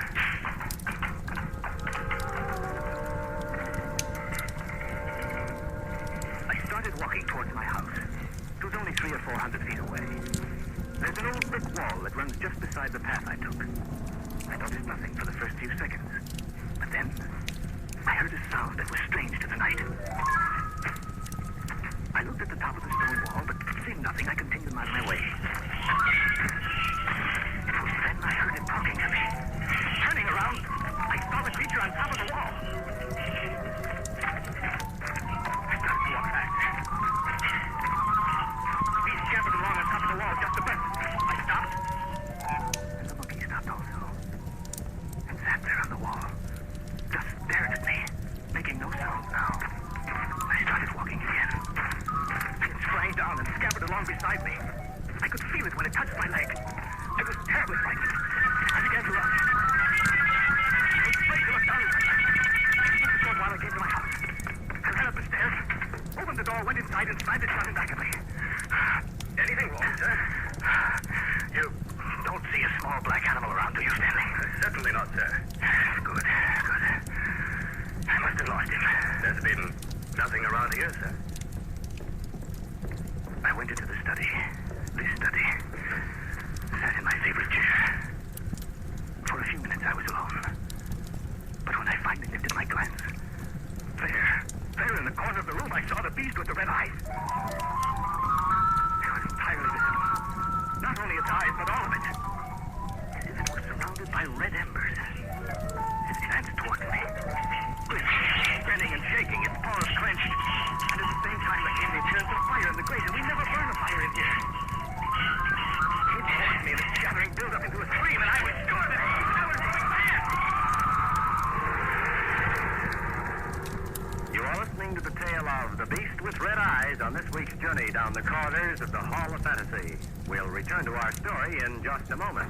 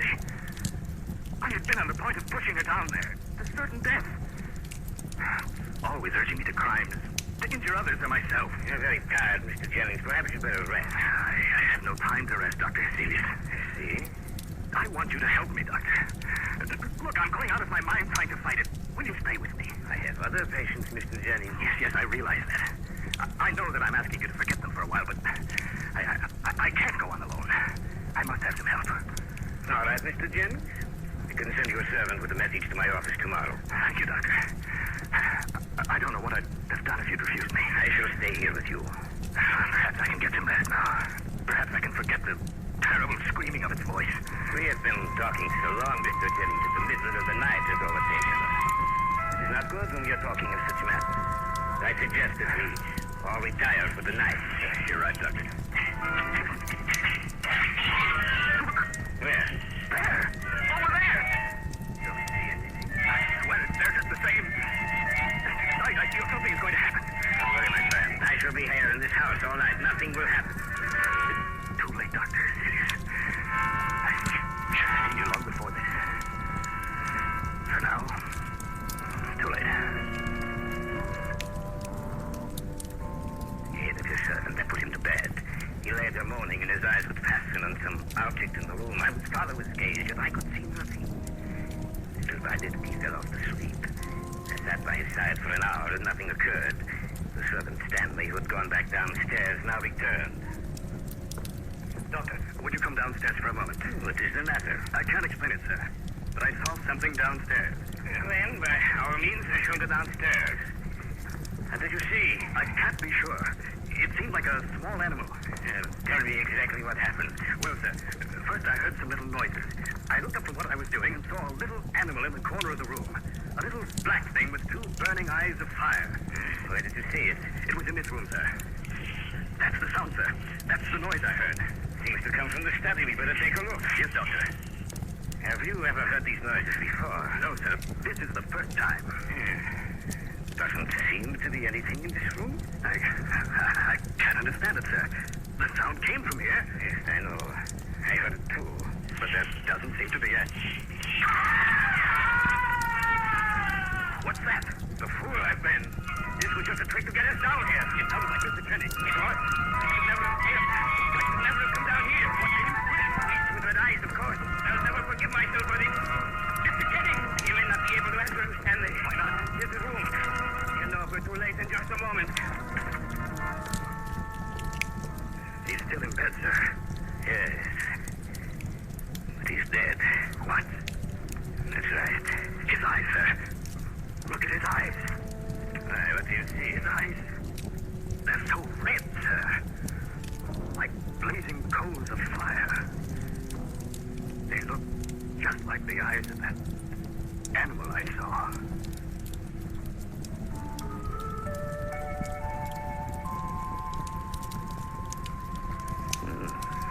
That is all I can tell you about it, sir. This is what happened. Jennings could have been insane. But I know that is not the case.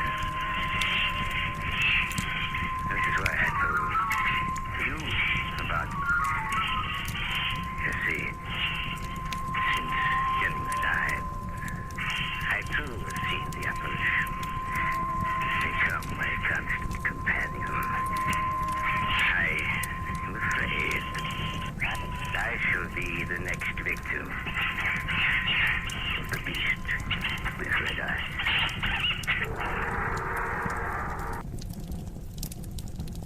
Ladies and gentlemen, the Granite Furniture Company, with stores in Sugar House, Murray, and Provo, presents The Hall of Fantasy. Welcome to the Hall of Fantasy. Welcome to the series of radio dramas dedicated to the supernatural, the unusual, and the unknown. Come with me, my friends. We shall ascend to the world of the unknown and forbidden, down to the depths where the veil of time is lifted and the supernatural reigns as king. Come with me and listen to the tale of The Judge's House. The Granite Furniture Company brings you the Hall of Fantasy. Listen now to original tales of the imagination and some of the classics of the supernatural as we take you down the corridors of the Hall of Fantasy to the mysterious realms of the unknown. These are stories of eerie and fantastic thrills brought to you by your friends at the Granite Furniture Stores.